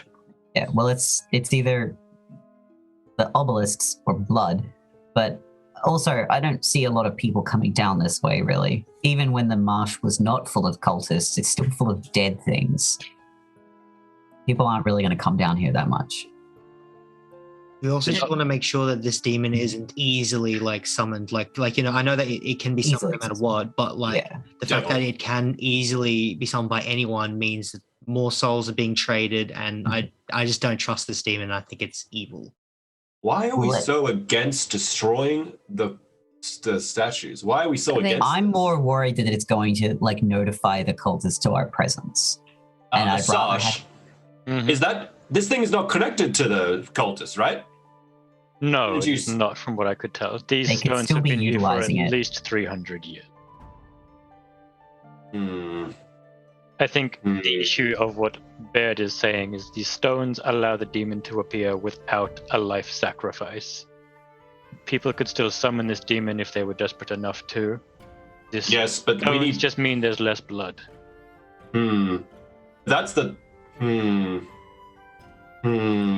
Destroy Why don't we go We're still going to destroy them. It's Yeah, just a matter let's of do it when. on the way home. I think Mog's original thing of like, let's do it on the way home is probably a better idea. That gives us more time to think about it. And also, if it does potentially notify the cultists, we've already dealt with the cultists. Not to mention, it may look like bad form if we are trying to step out on a deal by smashing these stones. That too. We kind of need Things the book. seemed powerful, and I would not like. I think she was a lot more powerful than she was letting on. Yeah, I feel that too. Maybe she did know when our deaths were. Maybe. Right. So right now. Haha! Rocks fall, everyone dies. Rocks fall, everyone dies. If especially like as Sasha's pointed out, like if we do smash the stones down and she sees it as us negging on the deal, we need the book. We still need it. I had not considered the devil attacking us. Okay. All right. Okay. We destroy the stones on returning. Yes. Sounds good. That sounds like a plan. And you begin heading off towards the Bower Marsh. And with that, we'll leave it there, team. Thank you so much for coming and social playing. I hope you had a fun time. Yes, absolutely. It was excellent. That was good. It was good to have you back, Trent. Good to have the gang back together. Need Trent for his funky fresh vibe. Band back together. Get your band back together. You gotta go killing demons, roundhouse kicking them all. Yeah. Well, I hope you guys had a fantastic time. Thank you guys so much for coming as well, of course, to the chat. Hey! Big Shout out to the chat. Shout out to the chat. You go with the chat, you go with the chat. We thank love you, the chat. of course, as always, to our lovely streamers, the lovely Steph, Trent, Macaulay, Roman, and of course Keegan. They spend their lovely Saturdays just having a nice fun time playing some D&D with Ardent Roleplay. You love to see it. But we will return, in fact, for the Ardent Roleplay stream, that's me specific, not these guys, next week for our Influencer stream, of course, with the Breakneck Mountains. So stay tuned for that. Don't forget to follow us or subscribe to us or whatever you really want to do, really, because we'll be doing this show every 2 weeks, and so you're more than welcome to come and join in on the fun and put those F's in the chat for when I eventually kill Baird again. You gotta kill him. You gotta kill him again. How many rounds of F's in chat did we get last time? But I would also like to start taking bets on the next time. Like, is Baird gonna die in one more session? Is it gonna be 2 more sessions? Even if it's just down to like death saving throws. No combat. No combat this session. It was a good session. No combat. It's good. It's nice. It's nice. It's casual. It's fun. Change your pace. Nice little change of pace. Like, I haven't had a combat in so long. Oh, how lovely. It's okay. We'll have to get a combat in next time. It's the only way. You gotta go fighting cultists. Gift a sub every time he dies. So every time. So every time he dies. Perfect. That's a lot of subs to give out. As a lot of subs to give out, but it gives me more interest to kill you. Wow. But yeah, no, I think that's all good. I think it's everything. I think, unless I forgot anything else, producer man, remind me of something. No, we're good. We're a little bit shaken, producer man. Wave out. Guys, next time.